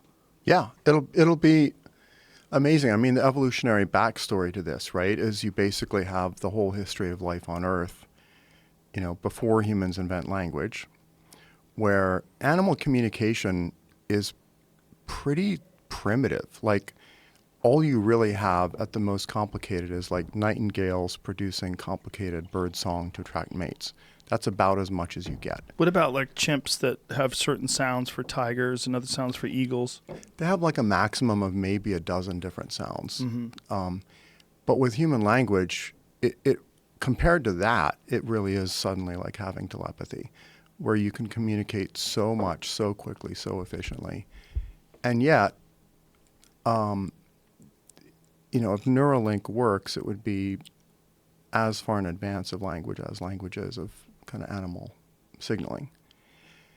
Whoa. And it's hard to imagine what that world looks like, because, you know, imagine a form of Twitter where it's not just through your, you know, your thumbs on a keypad, but it's a direct brain interface. And then when people, it's not just saying something mean or stupid, it's even thinking something mean or stupid. That could immediately get posted. And once you kind of start sharing your whole subconscious with people through Neuralink, then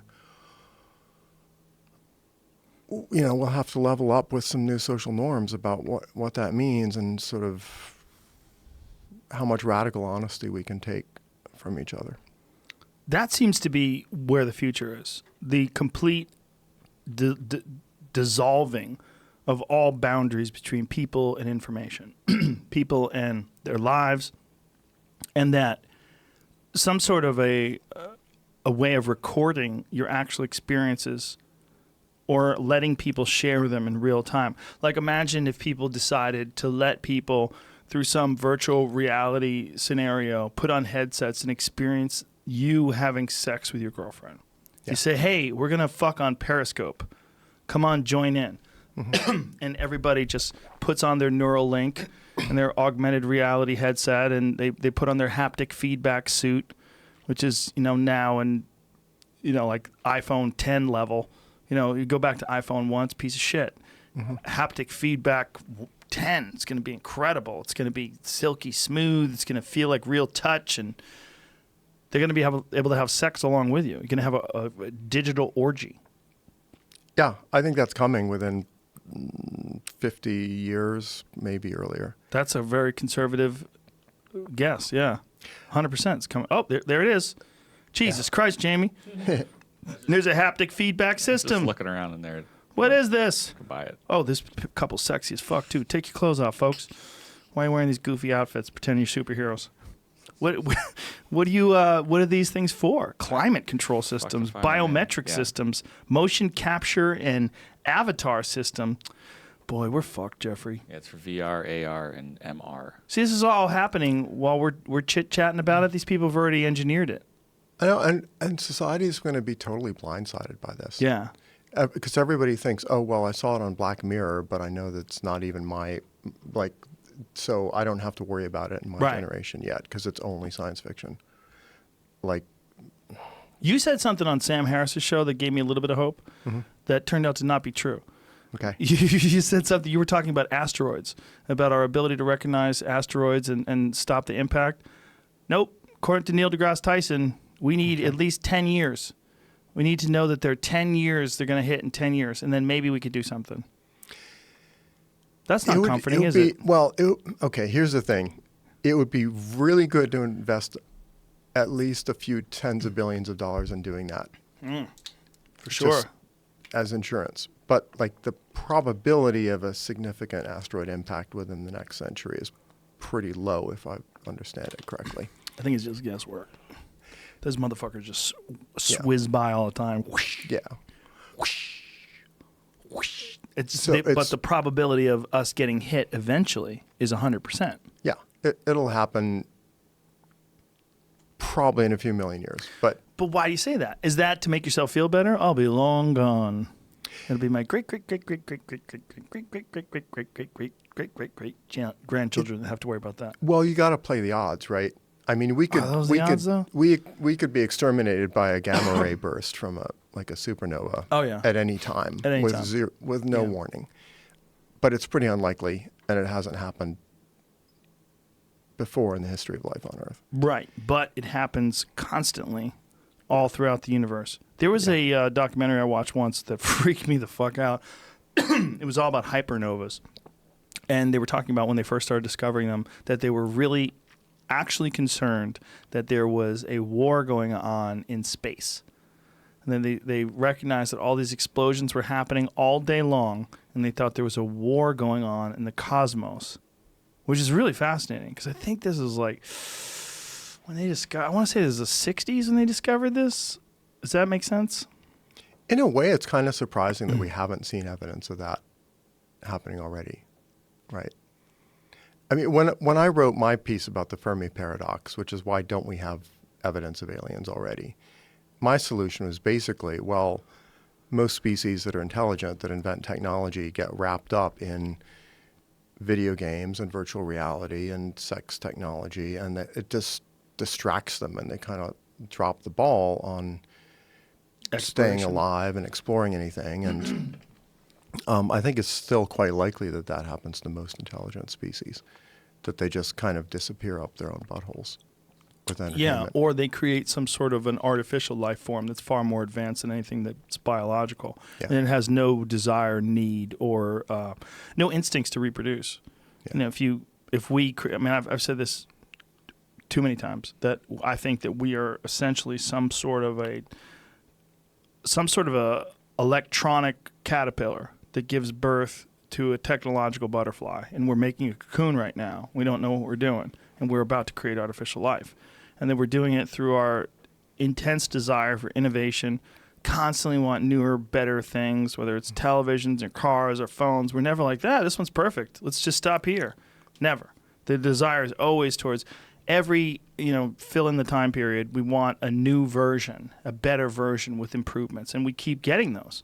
And this is what fuels, in many ways, it fuels our desire for materialism. Materialism is embodied by technological innovation. I mean, what you're always wanting, when you get past jewels, you always want the newest, greatest innovations. Yeah.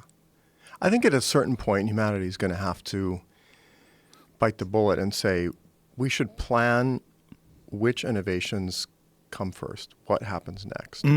And we might even have to have like regulation or social taboos that say, we really shouldn't go down that path until we do this other thing first that makes us ready to do that thing in a safer, more rational, more ethical way. Yeah, but that's the big word, right? Rational. Like, we're not really rational. And competition, especially when it's dealing with different countries that have different human rights laws and standards of behavior and thinking. Well, this is a problem with regulating like artificial intelligence is how do you get China to play ball? I was going to say China. I didn't want to seem racist. Well, They're going to do it. And Russia, too. I They're mean, already doing it. China's a threat because they Yeah. are smart and organized and future-oriented, and they can do long-term planning. And And technologically, they're incredibly advanced. I mean, so far advanced that this government, rather, is trying to keep the best phones from China from getting to America. yeah, I mean, Huawei probably has some pretty close links to the Chinese military. Does. Right? Yeah, it does. And, To the Chinese government, communist dictatorship. and of course, it's a lovely system if Huawei phones have backdoors that allow the Chinese to learn a lot about Americans and our culture and our communication. And That's the concern. that's actually more of a concern to me than like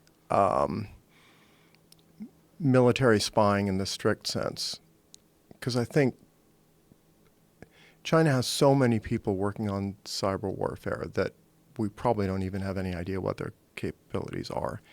But I think if they have insight into like, here's the American psyche and here's how their political thinking works, it will be quite a bit easier to kind of manipulate in terms of our geopolitics. Because we don't have anything analogous, I think, where, like, is the Pentagon trying to figure out how could we nudge Chinese social media use You don't think they're in doing our that? interests? I'd be surprised if they're doing it well. Well, what's fascinating is Google's take on China is that they're willing to censor video or internet searches because they feel like if they don't, China's just going to copy their technology and do it anyway. And so this way, at least they're in there. I'm like, boy, that's a sketchy way of sort of absolving yourself Yeah. of any bad feelings about censorship.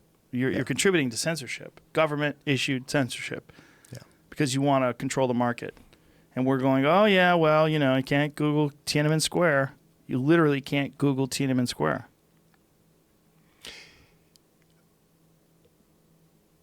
It seems like there's a huge difference between China's authoritarian regime and the American political system. But I think they're not quite as different as a lot of folks think.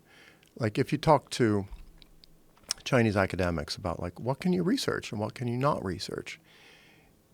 Like, they have different constraints than Americans do, but at the pragmatic level,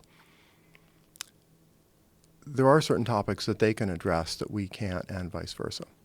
So it's not like there's just one dimension of freedom and we're better than them on every aspect of it.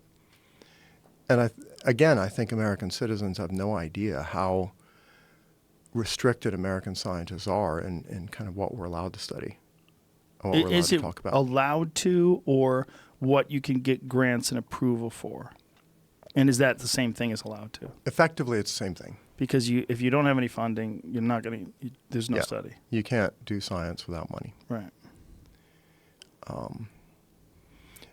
And in fact, like if I was starting my career again at this point, I wouldn't go into academia. If I wanted to understand human behavior, I would go work for Facebook or Google because they have much more data about human behavior than I could ever get as a scientist. Are they doing that? I'm sure they're doing it, but we don't know what they're finding because they don't publish journal papers. It's all commercial secrets. So I'm sure that like Facebook understands a lot more about social psychology than social psychology does at this point. Really? Yeah.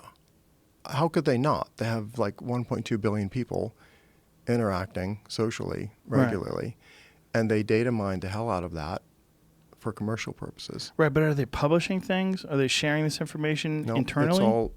I'm sure it's all internal. But internally, do you think they're publishing things? I don't know. That's the thing. Yeah. It's just a little bit alarming when this state of the art in understanding behavior isn't public. That is alarming. And then Mark Zuckerberg might be a robot too, right? Everybody's worried about that. It might be a sex bot. We played many times a video of him drinking water. I don't know a dude who drinks water like that. Creepy little fuck. It's I'm just kidding, Mark. Don't delete my account. I think that we're looking at, in terms of like Google and Facebook and Twitter and even YouTube, we're looking at these enormous organizations that I don't think they had any idea what they were going to be. You know, and I really particularly feel that way about Twitter. When Twitter first started out, do you remember how it used to be? Like you would use like your at Geoffrey Miller is enjoying a cup of coffee. Yeah. You would talk about yourself in the third person. It was really weird. You know, at Jamie Vernon is going to the movies. And that's how people talked the early days of Twitter. And then people realized, what the fuck am I doing? That's sort of the reason it developed, is because there was no group texting back then in 2007 or 6 when this started. So it was developed for group texting, so you could share what you were doing with a group of your friends. Was that what it was for? They opened it so that more people could follow if you wanted to, and then celebrities jumped on, and then it ran, and they started adding the ability. People just started doing at Joe Rogan. Yeah. So they added the ability to click that and share it and tag it. Yeah. So weird. And then you think about it now it's a vehicle for the president to threaten other countries. And it's the global public forum, and particularly in Yeah. America, it is the public square where everyone shares ideas. And Well, it's a less verbose version of Facebook. The problem with Facebook is you just can write too much. I can't keep up with you, bro. You know, like the really, really ridiculous people who just paragraph after paragraph of run-on sentences with no editing at all. Like, ugh. yeah, it's a lot about. Here's a very long story about my most recent emotional trauma, I don't know. If anybody ever is like having a breakup or a divorce on Facebook, you're like, oh man, now I'm gonna have to listen to stuff for a few months. Yeah. And then they reach out hoping some people say, it's going to be okay, Mark. Everything's fine. Life moves on. You're going to forget about her eventually. It's just, and people keep going back to who's left a comment. You know? Yeah. Maybe she liked it. Maybe she's changed her mind. Like, oh. Ugh. But it is very kind of funny and interesting that nobody predicted 15 years ago exactly how humans would make use of this new technology. Yeah. Like nobody in psychology was talking about, Twitter is going to radically transform the way that science operates. For example, news of like failed replications will be spread within 3 days to everybody in a field. And anybody who does scientific misconduct will be suddenly like pushed out within a week, or a new result will be shared globally within 24 hours. Nobody was thinking about that. So there's like science Twitter, politics Twitter, entertainment Twitter, and they've all kind of changed the game in their respective fields. And we didn't understand human nature well enough to predict how people would actually use this stuff. Yeah, just didn't see it coming either. I mean, no one ever would. I remember when Ashton Kutcher was in some sort of a race with someone else. I want to say to get to 1 million followers. Wasn't it like 1 million? Yeah. And everybody thought, that's crazy. He's going to have 1 million followers? I don't even think he's on Twitter anymore. He's not, but his account is. Hilarious. It's like a production company now or something. Yeah, he gave it to his assistant. I'm fucking too dangerous for this. And now, what, Katy Perry has like 120 million or something. Yeah, something insane. Probably more. And then you got to go to her Instagram, which is probably even bigger than that. He was racing CNN and Britney Spears. Oh, wow. Yeah, here's the article. For 1 million. Look at that. Twitter raced to 1 million. What year is that? 2009. Wow. Twitter raced to 1 million followers. Can Kutcher beat CNN and Spears? That's hilarious. No one even knew what it meant back then. So, I mean, with the virtual reality, or the Neuralink, right, we're going to have, those things will probably have a bigger impact on culture and society even than Twitter did. Yeah. And still people are kind of just sleepwalking into that world. Sleepwalking with a few hesitant observers on the outside warning, like almost like standing back, like watching someone play with fireworks. Like, okay, hey, do you know what's going to happen when you light that garbage can on fire? It's filled with dynamite. And the legal issues, the privacy issues, the impact on relationships. Yeah. Is okay. So like we train a lot of PhDs in clinical psychology in my department, and a lot of them are going to deal with people and their relationships and their marriages and the conflicts and arguments and whatever. Are we training them for a future world where they're going to have to deal with sex bots and virtual reality and new forms of social media and new kinds of basically telepathy that are far in advance of human language? No, we're not. But that's the world that they're going to spend their professional lives in. Isn't it similar in some ways? I mean, Jamie, you could speak to this. You were trained as an audio engineer, and now everything's like all the software that was available when you were learning is just useless now. Honestly, there wasn't even YouTube when I went to school, so a lot of the, if anyone has questions now, you can learn almost everything I learned in the year program I had in a week. If you needed to. You just don't get the hands-on application and like touching the stuff, but yeah. But people that went to school for video editing and all these different systems.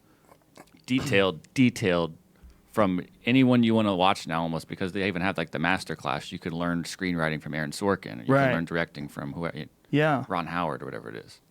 You didn't have that 10 years ago. Yeah.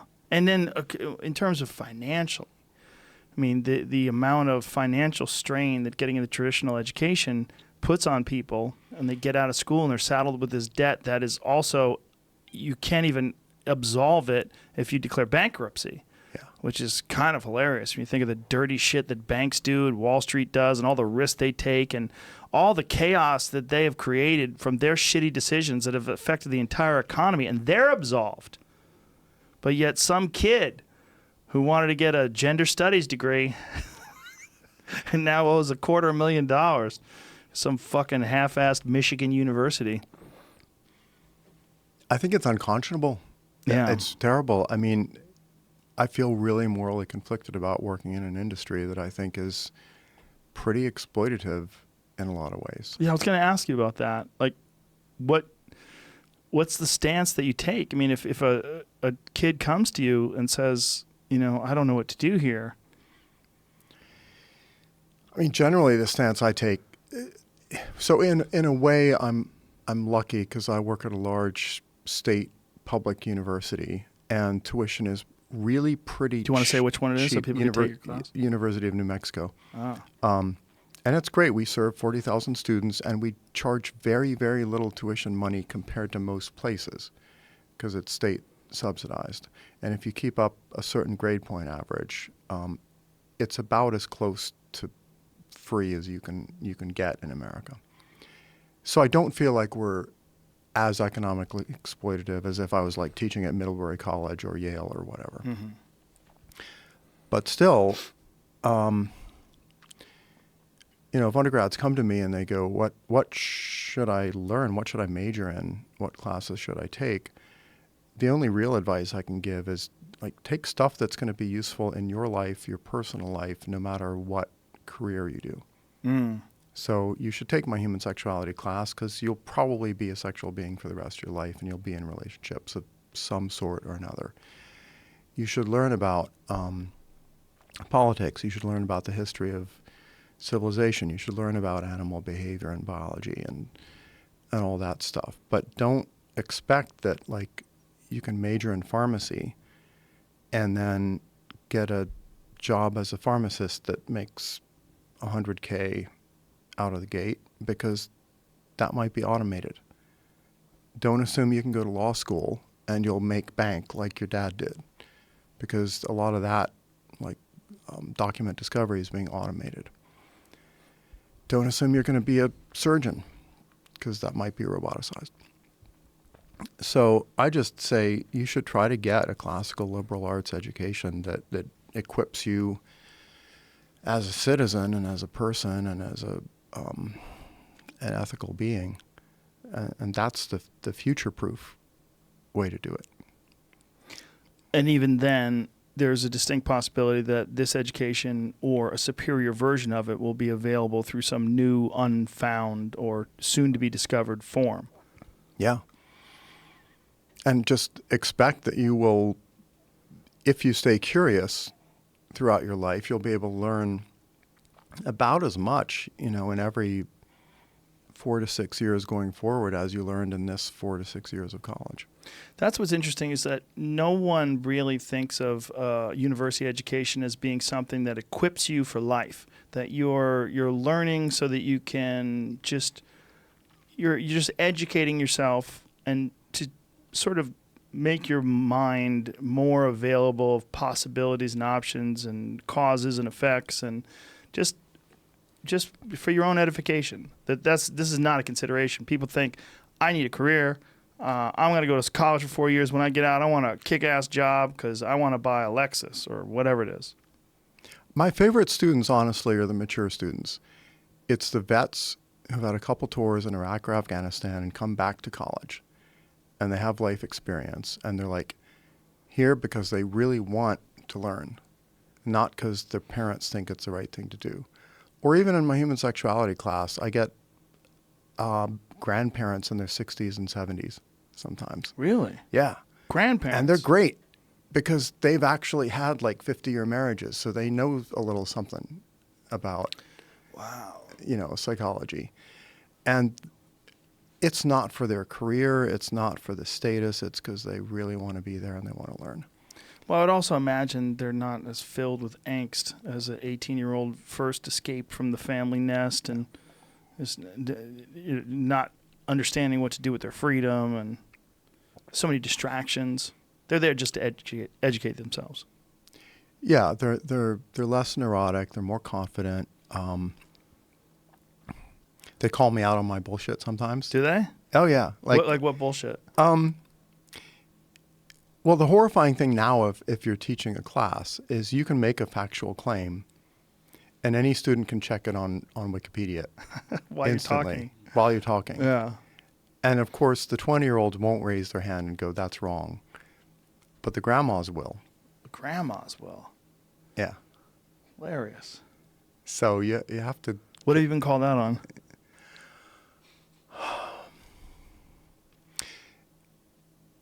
Okay, so there was a book back in '99 called, I think, The Technology of Orgasm, that made the claim that vibrators were first invented in the Victorian era, the late 1800s. to help doctors bring their female patients to orgasm to cure, quote, hysteria. Right. And for 20 years, that was sort of accepted as, oh, yeah, that's a good historical analysis of that situation. And then that got totally debunked in the last few months by other historians looking The last few months? Yeah. Really? I've been telling people that forever. I know. I had Confidently. to. And What's the reality? They didn't really, doctors didn't finger bang their patients? There's no evidence at all that that was going on, apparently. Yeah, because I would think that that would be a thing that gals wouldn't want to let go. If there was a place where you could go or the doctor definitely knew how to work it, he'd give you an orgasm, there'd be a line around the block. Frustrated ladies. You would think it would have left a bigger imprint. I would have, not on just popular that, culture. why would it stop? Why would the doctor say, you know what, this business is just too goddamn lucrative, my hands are tired, I'm closing up shop, I got carpal tunnel, I can't even type anymore. Yeah, and the women are like, Yeah, how would Just that got go bored. away? So- So there's no evidence. So who invented that? I can't remember the name of the author of that. It even got made into a movie, Hysteria, right? The Job Nobody Wanted? Is that a book? Oh, yeah, there we go. That's Article it. about it from the New York Times based off of the book, or this might actually be from the book. And what year is this? This might be the book. I don't know. Yeah, I think that's That is a A book. chapter maybe a of the book, preceding maybe. book. Yeah. So is this like sort of like that killer sperm theory that people still to this day recite, even though there's no evidence whatsoever that sperm has any other function other than impregnating an egg?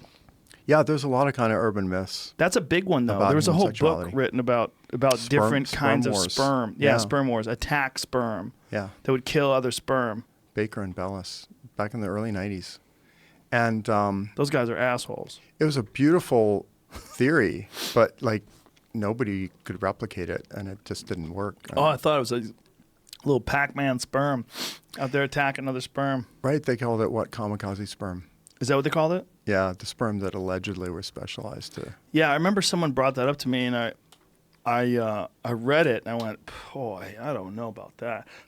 How small are sperm? Like, there's not a lot of room in there for other functions. Like, how are they even getting those other sperm and killing them? Like, what are they using? They have acid, like the alien? What are they doing? They rotten. Little IEDs. Yeah, what are they doing? They have an acrosome reaction. Like there is a tiny little warhead that like helps Warhead. Crack them the egg? like get into the egg. A warhead. Well, it's some enzymes that are pretty good at kind Penetrating? of digesting their way in. But yeah, that's an example of urban myth. Published urban myth. Published. I mean, at the time it was plausible, but it kind of got debunked fairly quickly. So it's just was this sort of just a sensational sort of an article that someone wrote or the book? Did they just say, hey, let's just fake this in order to sell a lot of books and get people excited about our work? I don't think they faked it. I think they slightly oversold it, but they did have some proper journal paper publications that were peer reviewed and that made sense at the time. And like I used to teach that stuff because I believed it. Oh yeah. How did you teach it? Like what was the conventional way of describing this? The conventional story was people think we evolved to be in monogamous long-term pair bonds, but here's some evidence that humans do extra pair copulations, that they sometimes go outside the relationship.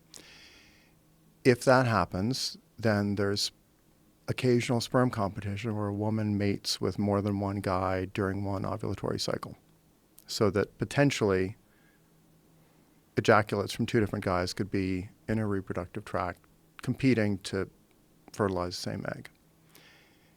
If that happens, the sperm would be under selection to be good at being fast, fighting off the other sperm, making the reproductive tract more hostile to any guy who comes after you, et cetera, et cetera. So it's kind of like a way of challenging the assumption of monogamous mating and pointing out women have this sexual freedom and agency that was not fully recognized, and the result is men have to compete more, like not just physically, and not just for status, but even at this kind of biochemical level. And it all made sense, right? We could have been that species, but as it turned out, the rates of extra pair copulation or infidelity are actually pretty low in a lot of societies. Like, it's not like 20% of kids are sired by some guy other than their dad. It's like mostly well under 2 or 3%.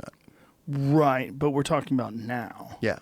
But in comparison to when all of this stuff evolved, we could be talking about humans of 50, 60,000 years ago. Yeah. Which is a totally different ballgame. It is different. And if we'd been a species with like a lot of sperm competition, then our testicles would be as big as chimp testicles. Right. That's what's interesting, right? Yeah. That when it comes, there's a direct correlation between the number of promiscuous females and the size of the testicles of the male. Yeah. Which is why gorillas have little tiny dicks. Yeah. Because they're just dominating. Yeah. Well, I mean, I wouldn't try to seduce some other alpha. Bad gorillas. idea. I mean, crazy Harem. that something grew to be so strong, so powerful with giant fangs, and it only eats like stalks of grass and broccoli and shit. Yeah. So there's a lot of these little things in psychology, these little urban myths that get, learned by professors in grad school and never really tested and then passed on. And now that whole house of cards has been tumbling down the last couple of years, where like almost everything that was taught in a social psychology course now turns out to be kind of bullshit and not. Like what other examples? The idea that you can use a implicit association test or IAT to sort of register how sexist or racist somebody is, right? That was a big, exciting thing that social psychologists thought that they'd discovered, that you can give someone this kind of computer test that measures word associations, and that kind of determine like how secretly sexist are you. And that turned into a whole industry of giving these tests to everybody in corporations to sort of assess, are you secretly sexist, and to sort of wag fingers at them and say, see, you scored positive on this test. That means you really are secretly sexist, and therefore you need training. And that's the industry. And this is what happened with Starbucks, right? A few months ago when they had that issue with the black guys in the Starbucks, and Starbucks didn't handle that well. And then there was public blowback, and Starbucks went, okay, we're going to do implicit association training for all of our staff nationwide. And all of us in psychology were like, wait, but you guys know that was all debunked like a couple of years ago. It's all nonsense. But they're just concerned about the optics in order to make their stock go up, right? Oh, yeah. Yeah. So it's a PR move, but it's not science-based. It's not science-based, and anybody who's a savvy consumer will be able to like Google this stuff and see, oh, it's nonsense. But implicit bias training is still being used, right? In some places? Yeah. And it's all horseshit. Over. Yeah. Yeah. So what is the method? Like, say if you ran a corporation and hey, everybody, Geoffrey's going to come in and teach us how not to be racist. You might be racist and not even know it, and Geoffrey's going to show you how. I don't really know what they do in implicit bias training. I know that they typically will give everybody one of these implicit association tests that purports to show that you have issues and you do have hidden bias. Like what would be like a question on one of these tests? It's like associations. It's basically, are you faster to associate this stigmatized group with this negative word than you are to associate them with a positive word? Oh. And you can measure reaction time. Right? Oh boy. So you have like a lever in your hand, or button? You're seeing words flash on screens and you're pushing buttons, and the subtle differences in reaction speed to like the good versus the bad associations are supposed to map like your attitude towards the group in question. And it's a reliable effect. The problem is it doesn't actually predict real sexist behavior in real life or racist behavior. So how did it get past the initial stages to the point where it was implemented? social psychology is just very politically correct. Virtually everybody in it is pretty far left. And if you're conservative or centrist, you pretty quickly get driven out of it. Really? Oh, yeah. So Centrist even? Well, we have pretty good data now on like political affiliations of people in different fields. And in psychology, it's at least like 10 or 15 to 1 liberal to conservative. Why do you think that is? Is that more of the indoctrination of the walled garden of academia? I think it's partly that, but I think it's also like there is pretty overt hostility to centrists, conservatives, libertarians, where you just kind of get these signals, like if you start grad school, that whatever, if you asked other students, hey, do you want to go to the shooting range? Or do you want to go hunting? Or let's talk about politics. And if you're on the wrong side of what's considered normal, then you're made to feel pretty uncomfortable. And you'll probably just, leave grad school and go, oh, the hell with it. I'm going to be a lawyer, entrepreneur, whatever. So just the hostility forces people out. It's just a tribal environment. Yeah. What was the source of that? I mean, it seems like if you're going to do real social experimental work, if you're really going to try to understand human behavior, it's really got to be done objectively to really get the actual raw data, to really be able to do scientific work where you're explaining things and trying to gauge cause and effect and origins of thought and behavior patterns. You'd have to do it really objectively. The same way you would do mathematics. You'd have to really look at it cautiously and get your data points in order. And if you're doing real good work, you would think that there would be more of an inclination to do good work than it would be to appease whatever tribe you belong to. You would hope so, but take political psychology, for example, where the whole point is to understand how people think about politics and moral issues. There's a huge liberal bias in political psychology. And you would think they would have corrected that and said, you know what, maybe we're missing something by not, like, we have a conference of 500 people and there's not a single libertarian here or whatever. And they never self-corrected like that. They just assumed, well, we're all well-intentioned and we're all smart, so we're going to be able to check our own biases. And they completely failed to do that. So you have all these measures of like political attitudes invented by leftists that kind of demonize conservatives or centrists as basically being mentally ill or stupid or whatever. Where do you fit on the political spectrum? I'm kind of a centrist libertarian with like a complicated patchwork of views. Like I'd be considered extremely far left on certain things and pretty far right on other things. Like what far right on what? I'm pro-gun rights. I'm pretty cautious about immigration. I'm pro-economic freedom. I don't want a big, expensive state that has high tax burdens. And I'm in complicated ways kind of pro-family values and pro-natalist. And like I think long-term relationships are good, not necessarily conventional ones. But I'm pretty concerned about society figuring out a way to make it possible for ordinary folks to have long-term relationships and raise families. Isn't it fascinating that that's a right-wing thing? Wouldn't you think that something that would encourage families like would be universal? It wouldn't be tribal.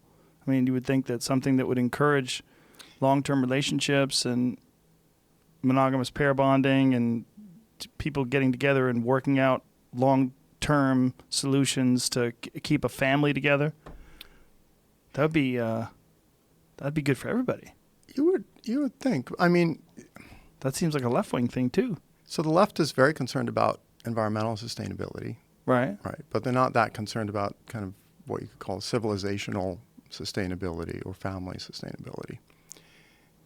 And I don't totally understand why, but you tend to get the right thinking, how is this going to affect my great grandkids or allow me to have any? And the left is more like, how's this going to affect harp seals and polar bears in 100 years? And one should sort of imply the other, but hence being a centrist. Hence being a centrist. And like, it's a weird thing. Like when you try to reach a conclusion about a particular political issue based on what you think of the facts and the evidence and the good arguments, and then you do that for each issue separately, right? Rather than doing kind of tribal affiliation signaling. It's very, very confusing to people, right? Because they're like, how can you be like pro-cannabis legalization if you're also pro-guns? Or how can you be like open to polyamory if you're also concerned about long-term family stability or whatever? It's like, that's just because the issues I looked into, that's the end I ended up supporting. Does this go back to what we were talking about earlier, that most people really don't have the time to form these opinions or become informed on these opinions, and instead they just sort of adopt a predetermined pattern of behavior that seems to be the tribe that they most affiliate with? So this way, or there's a conglomeration of opinions. I'm just going to accept these opinions. Yeah, absolutely. It's so strange that we have two very clear sides, this left-right. I mean, we even have it represented by blue and red. I mean, this goes back to the Korean version of the yin-yang. You know, in the Korean flag, they have that yin-yang, but it's instead of white and black, it's red and blue. Mm-hmm. I mean, that is what it is. It's these opposites that work together in harmony. It's our society. It seems to be some sort of a natural system that we gravitate towards. Yeah, and people police it. It's not like everyone just sort of chooses one side or the other, and then they go, well, I guess it makes sense that if you believe the left about issue A, you should also believe the left about issues B, C through Z. Yeah. If you deviate, you get punished for it. Well, people use the term "we" too. Like, we've got to win the House. I've heard that. You know, we've got to win the Senate. Yeah. What? Who's we? Yeah. Are we running, Bob? Like, what are we doing? But people, it's basically like the Raiders. We got to get to the Super Bowl. I mean, it is very tribal, but I mean, it's weird because if you're in a literal tribe, you have your territory and your resources and your mates that you're defending. And the other tribe on the other side of the hill has their territory, resources, mates, and kids. And there is a little bit of a zero-sum conflict. But if you're all in the same effing country together, and you're all paying taxes to the same authority, and you're all partaking in the same economy, and you're all wrestling in the same public sphere of the Netflix that you watch and the Twitter you're engaged with, it should be more positive sum than that. Well, this is why I wanted to ask you this as an evolutionary psychologist. Does this, and you know, you're obviously far more aware of this than the average person. Does this just go back to the way the human brain developed when we were living in small tribes, and that there's this inherent need for an us versus them mentality that keeps us moving? Yeah, I think so. You know, the people who have thought the most deeply about this, like I'm a big fan of Jonathan Haidt's work in The Righteous Mind and the way he kind of analyzes this stuff. I think it'll be quite hard to escape the tribal thinking, but we have escaped it with respect to a lot of issues, right? Where we really did reach a moral common ground. Like we all kind of said, oh shit, slavery was bad. Women should be able to vote. We should try to reduce the risk of nuclear war, right? So on some really big issues, we have succeeded pretty well in kind of setting aside the tribalism. I think the problem now is there's just so many issues that are coming at us so fast that we don't have time to reach that social equilibrium on enough of them quickly enough. Well, this is what fascinates me by augmented reality and things like Neuralink, something that's going to accentuate the ability and the power of the human mind, where we're going to be able to take into consideration all of these things in a much, like with Elon's term, we'll have more bandwidth to work on them.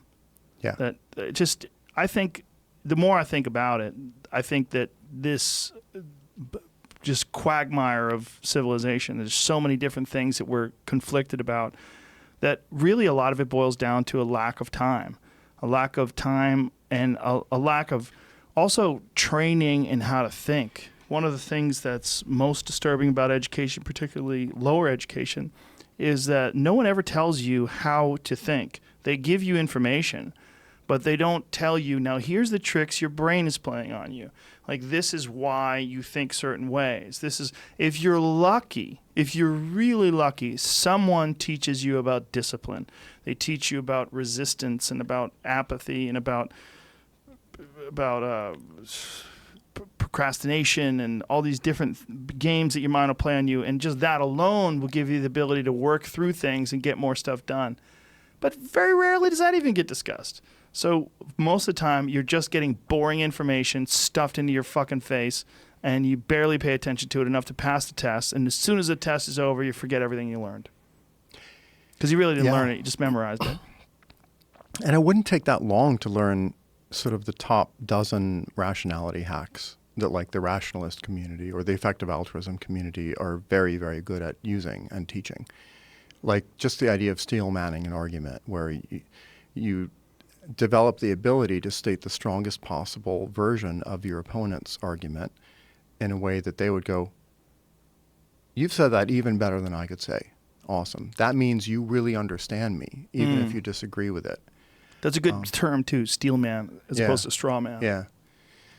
And if we just taught, kids in high school how to do that, I think that would go a long way towards being able to have these tribal dialogues.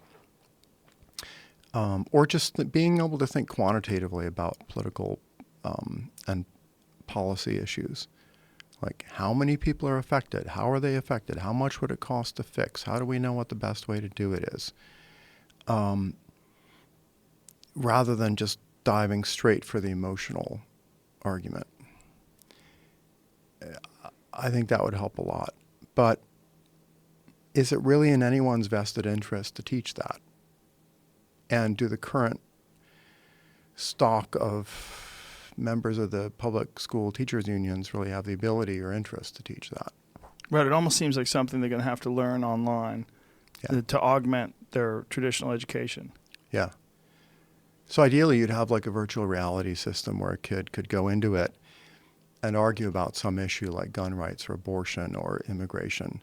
And some AI would sort of argue against them or pick apart their arguments or go, convince me of your position. Right, and somehow or another make it interesting. Yeah. Yeah. Yeah, make it fun. Like make it make it you're arguing with Rick or Morty, Right. Yeah. That is one of the big issues with learning things, is making things fun, making things somehow or another enthralling and captivating, something that you actually want to absorb. And it's one of the great arguments about video games. And one of the more interesting things about the previous generation's sort of dismissal of video games is that the dismissal was at one point in time, oh, you're just wasting your time. And now that dismissal doesn't necessarily hold water because just like professional golfers, professional video game players now make enormous sums of money. So it's gotten to this place where, oh, no, this is a viable career, and perhaps you should even be taking your kid to coaching and learning strategy and learning all these, various applications that allow you to get better at these things. Because there's a real career in this. And, try telling that to your grandpa. Hey, I'm going to play, what's the game they play for the most money today? Fortnite, probably. Fortnite, right? Yeah, it's the big one. That I want to be a professional Fortnite player. They would say, get the fuck out of here. But I'm going to be a professional golfer. How good are you, Johnny? I'm under par. I want to be the next Tiger Woods. Well, in my cohort, a lot of other academics I've talked to, like, hey, did you play Sid Meier's Civilization game a lot in grad school or postdoc? And yeah. And we all go, most of our understanding about the history of technology and like world affairs and economics comes from playing that game. Really? Yeah. I never played it. How's it work? Is it one of those role-playing games? You start out in like the Dark Ages and you progress through like Bronze Age, Iron Age, you invent railroads, and then eventually you like colonize Alpha Centauri. And you playing against the computer or other humans? Turn-based strategy game against the computer. But you kind of learn the whole technology tree and what everything's called and what followed what. And God, I hope Sid Meier got it right, more or less. But it was a much more compelling way to learn all that than like taking whatever European history AP, right? I would imagine that's incredibly immersive. Like how could they do something like that? Oh, the new Discovery mode turns on Assassin's Creed Origins is doing an interactive history lesson. It's like ancient Egypt, I believe, is what they do here. And it's like deep detail Really? recreation of it. You go through it, and they take, for this mode, they kind of take all the not shooting, but stabbing and killing of people and just walk you through ancient Egypt, Cairo. And you get to see people die? Not in this mode. Maybe This they mode do. They you might don't? show some stuff of torture Sometimes and they- whatnot, but So you could either have it graphic or non-graphic? Is that the idea? yeah, then they could show you through the map, take you to Do we places. have a video of this? Can I watch this? Yeah, I think so. I need to see this. I'll look it up. Okay. Yeah, I mean, that would be the best way to teach people things. To make some sort of interactive environment, especially virtual, where you could go there and experience it. And I mean, I don't know if you've messed around with any of the HTC Vive things. Oh, is this here? So yeah, it's just like a Whoa, tour of the go Great full Pyramids. screen with this. Whoa. This is part of the game, but this is not the actual game. This is like a mode they did to teach kids because they had all of this technology available. So they said, you know what, just get a narrator, add some audio clips, make it a mode. Wow. And they even have it the way it was originally built, the Great Pyramid with the limestone still attached for the most part. This is a 20-minute video, so this is real deep detail, man. Wow. This is like the best Graham Hancock, Yeah. explanation you could get, but you're the guy there. And you're in a third-person position. You probably could go first person too, I'm sure. And Wow. this is just this particular part. They're going to keep doing this as, this Assassin's Creed has gone through all sorts of different modes of history. Through the like Renaissance, Rome, Spain, all sorts of different areas. And now that they've sort of turned this on, it's going to ramp up probably. Well, Yeah. that to me seems like a really good idea in terms of getting kids excited about learning things. Have it in some sort of an interactive game. Yeah.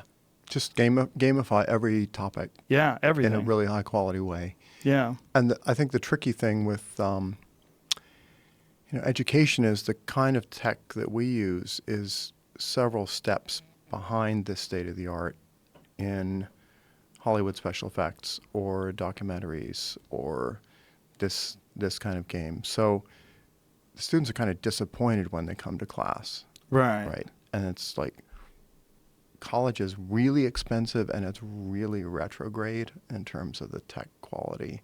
So why? Why are we here?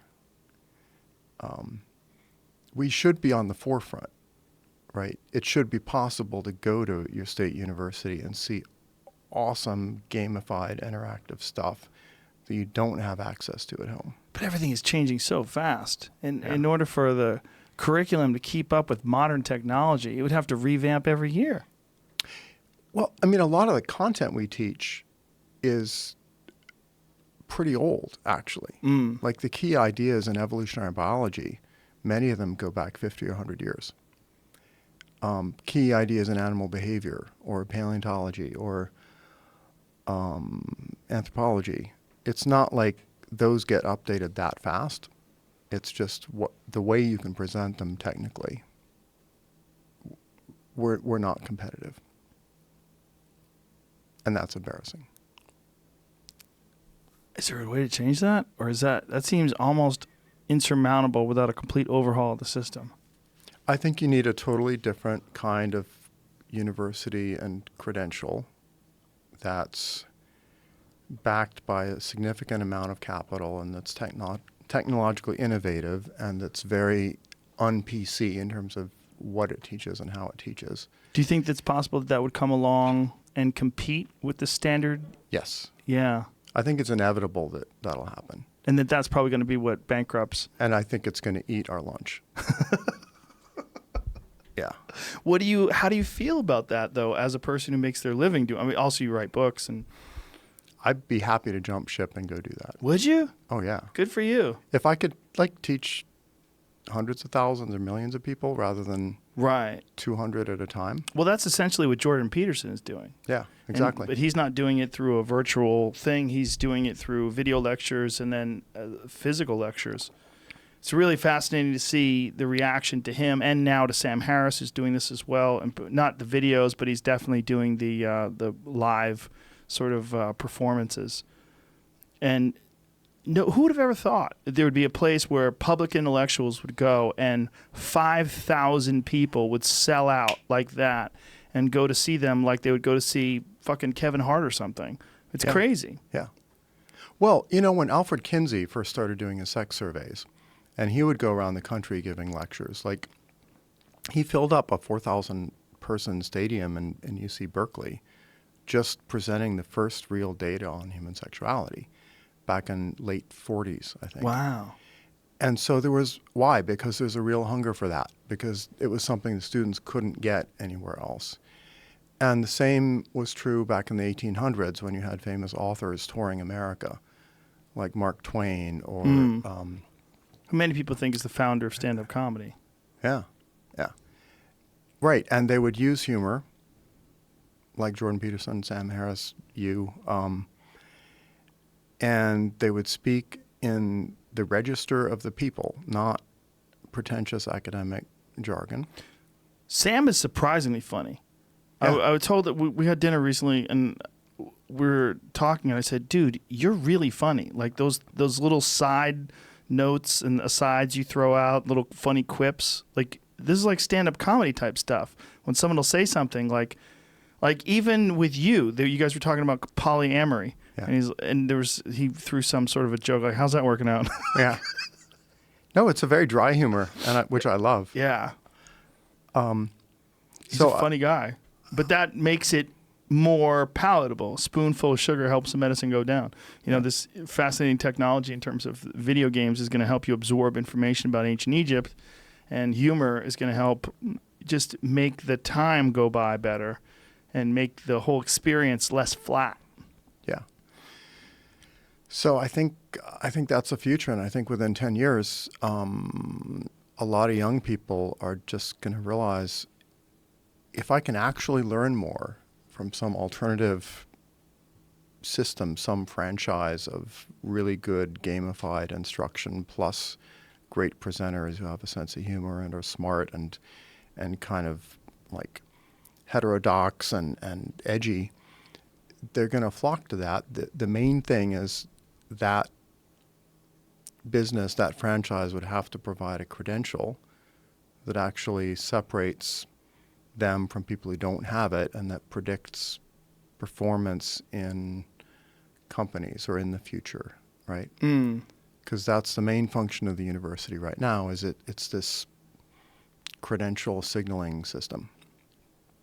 And if somebody figures out a way to make it so that, like, if you've got a degree from this, whatever, Sam Harris University, that is really a better predictor of doing well in a job or a marriage, right, than a Yale degree, then suddenly the whole business model changes for universities. Well, what's really fascinating when you think about the history of education is that our ideas about these gigantic institutions, whether it's Yale or Harvard, is that they've been long established and long proven. And, well, no. I mean, a few hundred years. In terms of people being alive, that ain't shit. You know, you go back before that, you only have a certain amount of years where these things were even a real thing.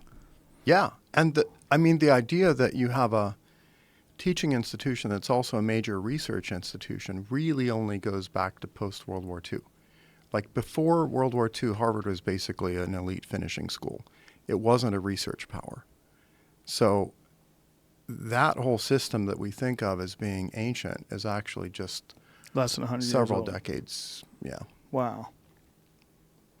Yeah. I think you're probably right. I think the new thing is going to eat the lunch. Yeah. Well, it's almost like they're setting themselves up. I mean, with some of the more ridiculous and preposterous protests that go on, where they are just trying to silence discussion. And even with people like Christina Hoff Sommers, who's very reasonable and calls herself a factual feminist, and they want to call her a Nazi. It's like there's no wiggle room. You are a 1 or a 0. You are black or white. You are evil or good. And that's it. And this inclination towards silencing people, deplatforming, screaming them down, halting them and getting them out. And who decides? Who decides who's correct and wrong? Well, the only way for people to get an accurate assessment of who's giving the right information is to have a debate, but to have a real debate. Like a real debate where people are allowed to express themselves without people in the audience shaking jars of coins and bullhorns and all the nonsense and setting off fire alarms and all these things that these children, and I call them children because they're behaving like children, are celebrating. You know, I'm sure you're aware of what happened at Evergreen, and now Evergreen State University, where Brett Weinstein had, you know, his horrible experience with. If you don't know the story, I'll give you the brief synopsis. They had a day of absence where it used to be that people of color would stay home so that you would miss them. And then they decided to turn around and make white people stay home. Make them, force them. If you didn't do it, you're a racist. He said that's crazy, like you guys are being racist. And they shouted him down and they shut the school down. And he won $500,000 in a lawsuit. And now the school's most recent enrollment from the freshman class was only 300 people.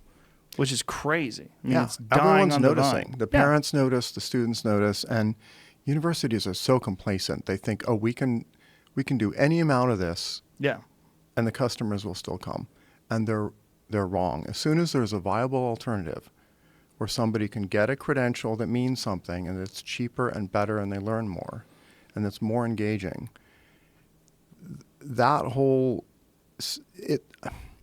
universities acting stupid about that and you know, denying free speech and denying real debate, that's the existential threat to them. That's what's going to blindside them. That's what's going to kill their tuition. It's stunning how little resistance there is to it.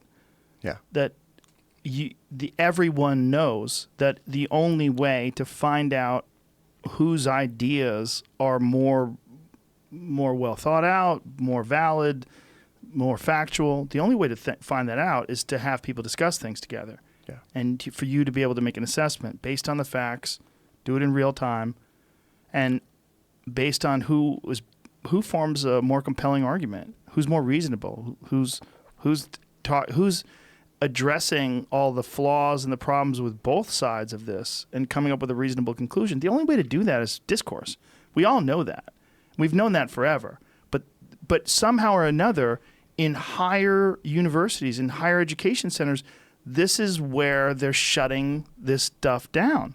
And they want to, you know, whether it's Ben Shapiro is speaking or whoever it is that's speaking, they want to scream at them.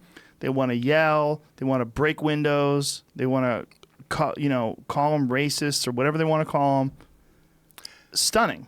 I mean, the way I think of it is like stand-up comedy I love, and you do, and the stuff you can say when you're on stage doing stand-up comedy, university should be at least that open. Like, I should be able to lecture in a way that goes even a little bit edgier than most stand-up comedy could go, politically, intellectually, ideologically. Challenge their thoughts. Challenge their thoughts. So university should be like the inner sanctum of intellectual freedom, compared to which everything else is more restrained. And we're kind of the opposite. Like, I know a few academics who actually are like amateur stand-up comedians, and it's so liberating to them to be able to get up on a stage and say what they really think. Do you have to use fake names? Some of them? No, but No? they're kind of protected by like the social norms of comedy, right? Like, you're not supposed to really take it very seriously. But we're so far from that. And, in physics, it doesn't matter that much, because it's not like there's any aspects of quantum mechanics that are that intellectually edgy. But, man, in psychology and the social sciences and behavioral sciences and in political science, it's really important to be able to be provocative and authentic. And we can't in America at the moment. Well, which is really what's going to set up whatever's coming next.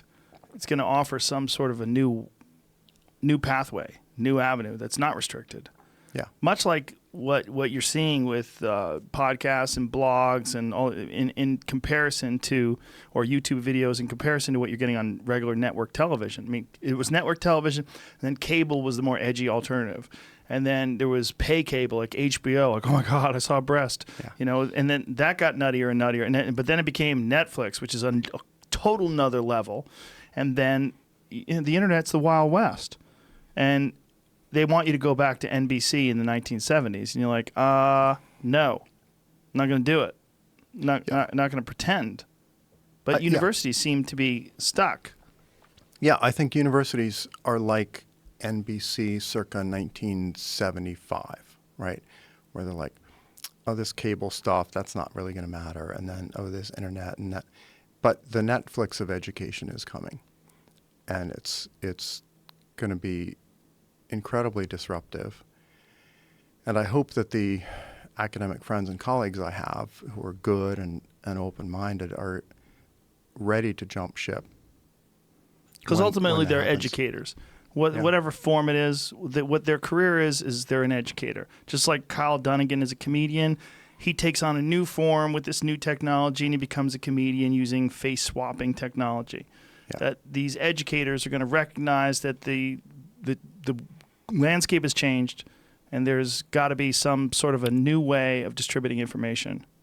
Yeah, good academics are like just ordinary humans with their curiosity turned up to 11 and who have a passion for discovering new ideas and then sharing them with people. And we don't really care how we do that.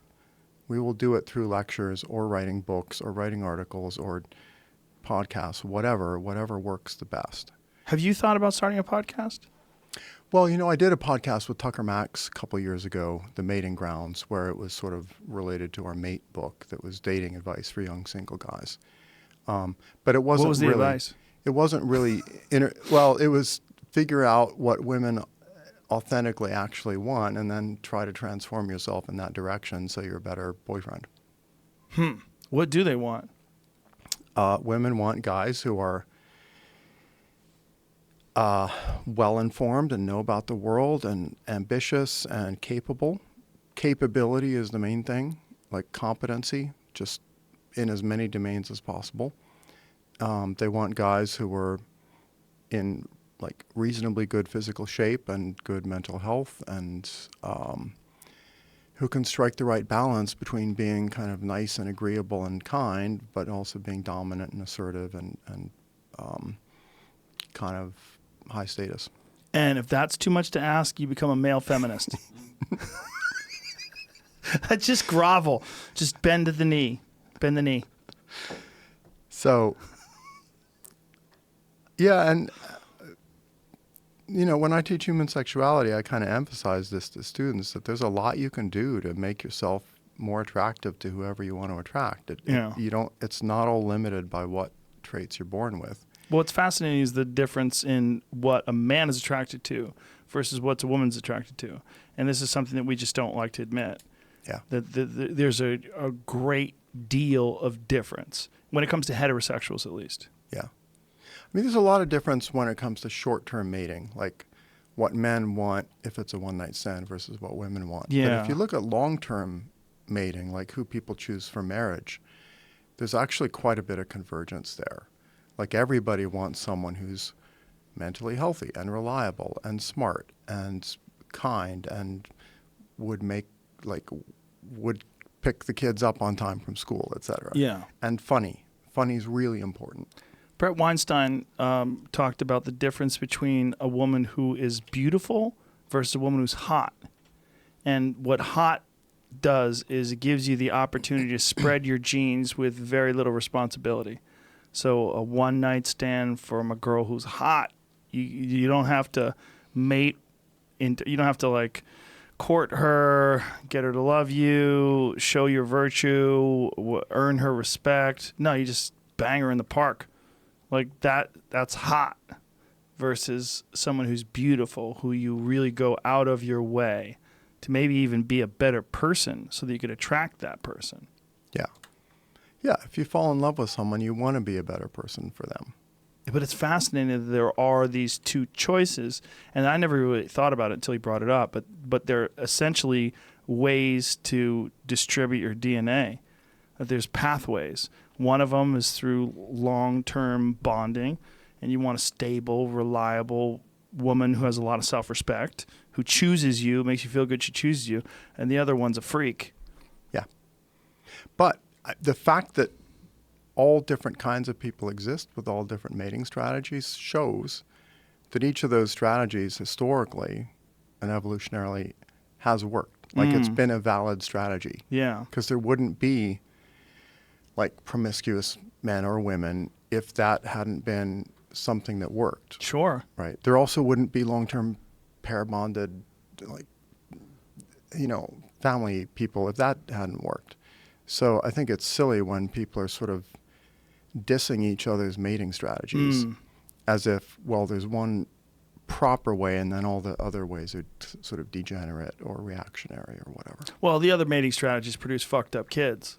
I mean, the hot one, when you're not going to see the kid, you're going to develop a mess of a child.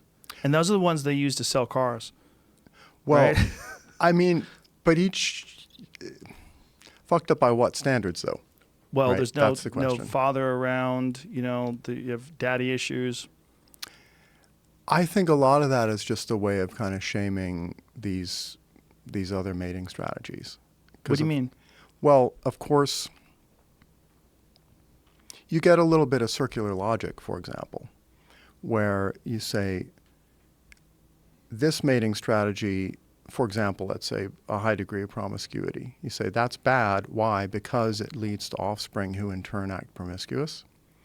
And then you call it the cycle of abuse or daddy issues or whatever. But is that a promiscuous thing, or is it just a longing for both a father and a mother and a loneliness and a vulnerability that seems to come with being the offspring of a single mother? Most people agree that that's not the ideal situation, but it does produce unique people, which is really interesting. Like almost all of my really cool friends came from a fucked up, broken childhood, which I don't know what to think about that, because I want my children to be comforted and healthy and never worried about the future.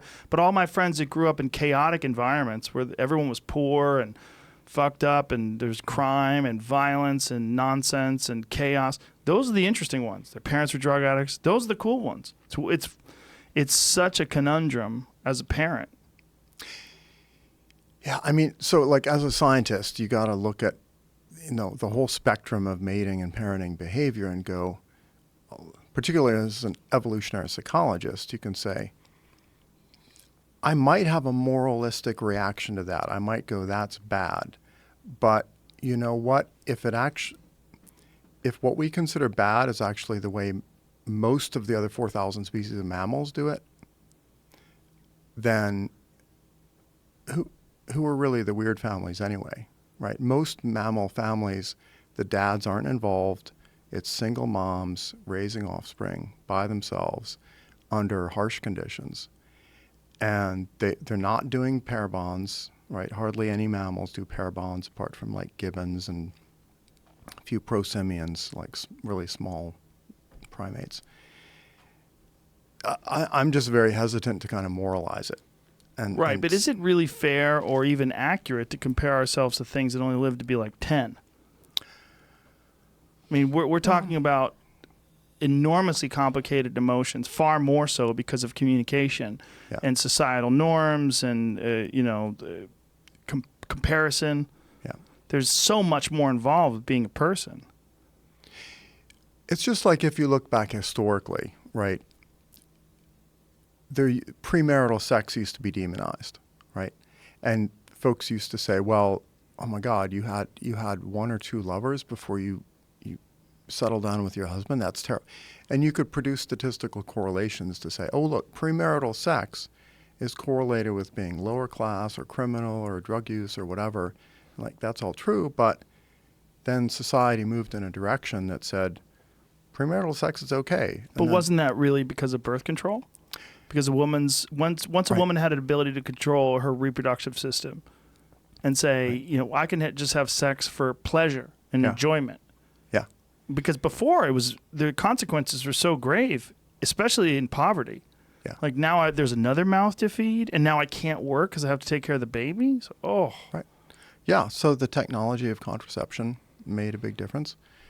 It used to be thought, okay, if you're gay or lesbian, that is morally degenerate and terrible and invalid, and you can't possibly have a long-term relationship or a family or whatever. And then we kind of changed that pretty dramatically in the last 20 or 30 years. So I just, as a sex researcher, I want people to be quite cautious about saying that lifestyle is wrong and degenerate and unhealthy, and this other lifestyle is better. Because who in the era of sex bots, right, and virtual reality, deep fakes and whatever, who knows what's going to happen? Well, have you read Sex at Dawn? Yeah. Did you like it? I had very mixed feelings about it. What was the negative? I don't think it's an accurate description of prehistoric mating. I think pair bonds run really deep in human evolution. But I think as a sort of ethical ideal, polyamory is okay and it works for some people some of the time. And this is something that you've discussed a lot, polyamory. I really only kind of came out publicly as being interested in it on the Sam Harris show a few months ago. But I'm thinking about writing a book on it next. And it's a very popular thing. I mean, the number of people who are in open relationships or poly relationships is larger than the number of people who are gay or lesbian, certainly. Really? Oh, for sure. Yeah. What's the number of people in gay or lesbian relationships? Number of people who are gay or lesbian at the population level is like 2 to 5%, depending on the surveys. In polyamorous relationships? Probably 5 to 15% at the moment. And it's even higher among people under 35 or so. So this is a new thing. It's relatively new. And is this just an acceptance of the instincts that people have to be non-monogamous, the acceptance of the jealousy is holding people back from experiencing different things? Yeah, I think it's only in the 90s that you got a coherent subculture that said, if you're not going to be monogamous, here's the honest, ethical, open way to do it. And it kind of developed a bunch of social norms about how do you manage these relationships in a way that's different from cheating or different from swingers or different from Prostitutes. hippie love communes Yeah. or prostitutes. And I mean, this is a longer discussion than we have time for probably today. But as a researcher, it's a fascinating culture because it's people who are trying to find ways to kind of hack their jealousy and manage it better. Yeah. And it's also a new method of social networking, right? Where you're not drawing a sharp line between who you're sexually connected to and who you're socially connected to. So people who are into poly tend to have sort of sexual friendship professional networks that are much broader than a lot of people tend to have. And that I think that's actually a little bit more similar to what Christopher Ryan was talking about with sex at dawn. Like I think in most prehistoric tribes, anybody who wasn't a close relative, who was sort of mating age, you probably would have had sex with like sooner or later, at least once, even if you both had a sort of stable pair bond. And this is probably an incredibly controversial subject at the academic level. Well, when I taught my course on polyamory and open sexuality last year, it got a little bit of controversy You say that with a smile. in the department. Well, there was concern about what happens if, you get complaints from There it goes again. legislators. Yeah, there it goes again. Funding, Yeah. money. But Yeah. there's a lot of cool research on it. There's a lot of interesting psychological issues that it Plus, if you're a raises. student, it's probably a good way to find the freaks. They were wonderful freaks. I mean, there's Yeah, great, nothing wrong with being a freak. Great students and open-minded. And, we talked about the pros and the cons. It's like, this stuff is really hard to do for this and this and this reason. And people really only succeed at it if they have certain kinds of traits and abilities and communication skills. And if they don't, they crash and burn and it doesn't work. So it wasn't just an advocacy class. It was also like, here's the pros and cons, but also as a social trend, this is a big deal. And if you're going into one of the caring professions like medicine, nursing, social work, clinical psych, you damned well better know about this because a lot of people do it.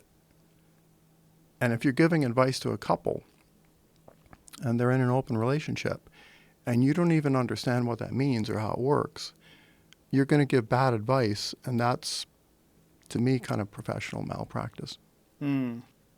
It's also sort of, in some ways, an ongoing experiment in terms of how people bond with each other, how people form communities.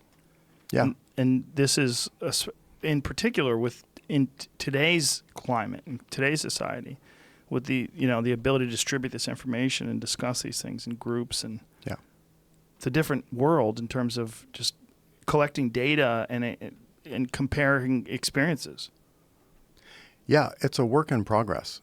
I mean, I think nobody who's polyamorous or in an open relationship can pretend that, yeah, we really know how to make this work very well, and here's the best practices, and here's all the hacks, and anybody can do it. No, we're absolutely not at that point. It's also brave to talk about because it immediately puts you into this potential pervert place. Yeah. Like, you talk about sex with more than one person. What are you doing? What are you doing, Geoffrey? Yeah. What are you doing? I know. You're wrecking your reputation? What are you doing? You after having sex? I know it's super stigmatized, Yeah. but like, compared to what? Compared to being an evolutionary psychologist in the first place who does intelligence research? Or compared to teaching human sexuality, or compared to doing Just as a human in civilization. doing a book with Tucker Max? I mean, That's tricky. right. Yeah. But I think we have a professional responsibility if you're a behavioral scientist, to understand what are people doing out there, what is working and what isn't, and how do you make it work better?